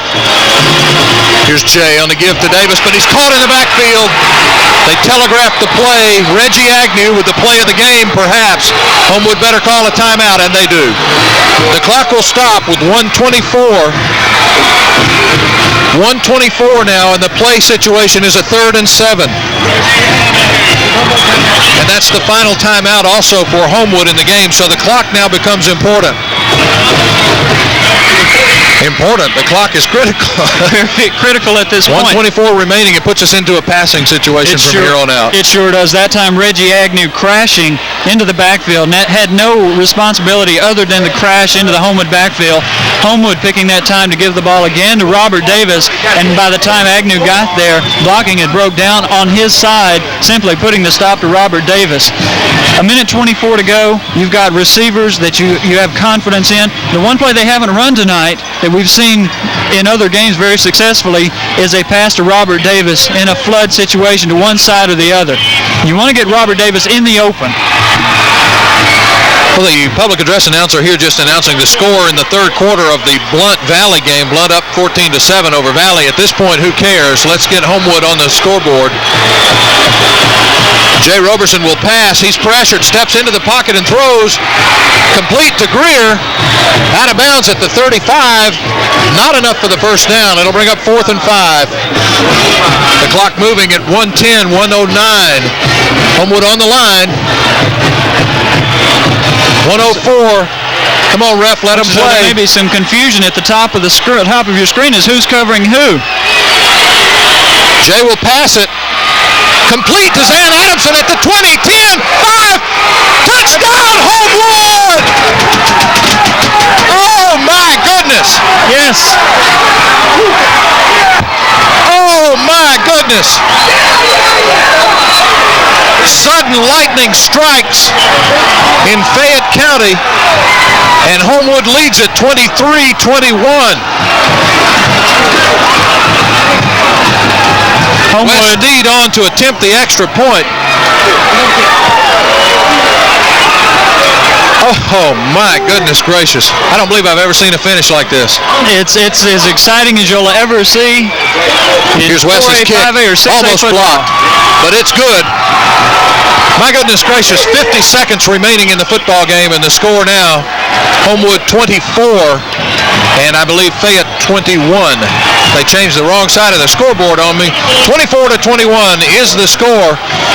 We're just talking about saying who cares the score of the Blunt Valley game, but all of a sudden we care. We sure do. That play, that time, Fayette County in big trouble on defense.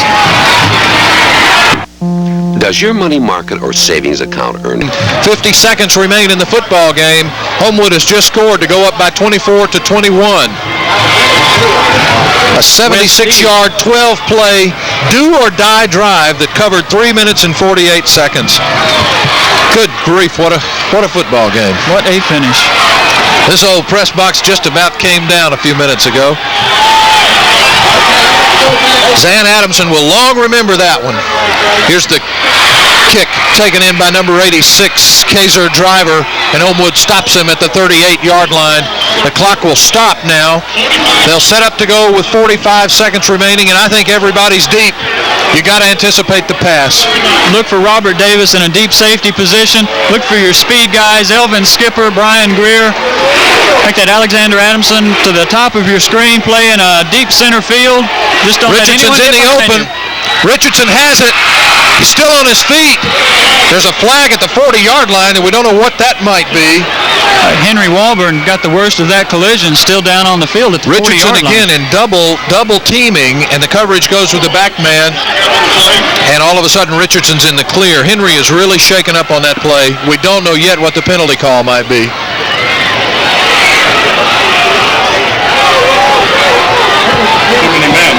Looks as though they might have had too many men on the field.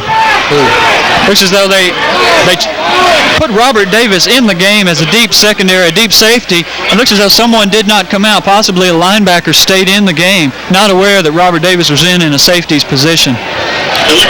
Well, right now we're concerned about Henry Walburn, who is really down on the 40-yard line. The indication is that too many men on the field on the part of Homewood. That's the flag that was at the 40-yard line. 31 seconds remaining after the reception by Brian Richardson. My goodness, if they come back and get us after this, it'll be because of that man and the passing arm of Lance Tucker. He's a fine quarterback. Regardless of the way the next 31 seconds come out, if Fayette County comes back and scores the touchdown to win, or kicks the extra point to tie, or the field goal to tie this game and send it into overtime, or if Homewood holds them and moves on to the finals, you have to really give both teams credit for fighting and playing as hard as they possibly can tonight. Fayette County for coming back, Homewood for taking the initiative, going up in this game and just playing an excellent game. Henry Walburn still on the ground there with the Homewood trainers and coaches attending.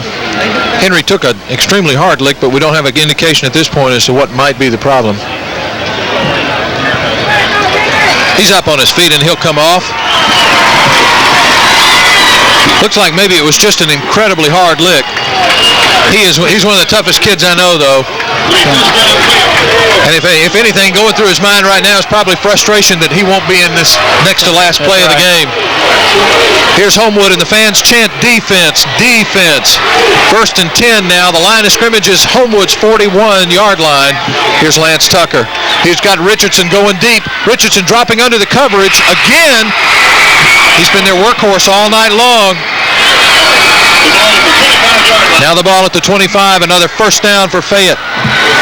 A field goal only ties it for them. They must score, and there are 23 seconds remaining. Somebody needs to double-team Richardson. And they would need to get inside the 10-yard line for their kicker to really be considered accurate, like an extra point. And that would be inside the 10, make it anywhere from a 20-yard up to a 20-yard field goal. That pass incomplete, so it'll bring up 2nd and 10 with 17 seconds remaining.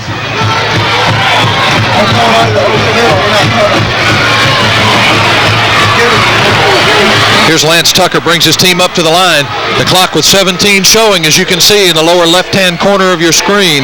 A 3-point margin. Tucker will pass, obviously. He goes short. It's trapped.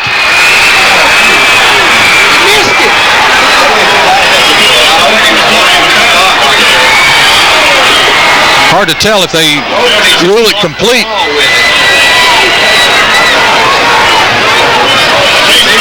Face mask penalty is called against Homewood.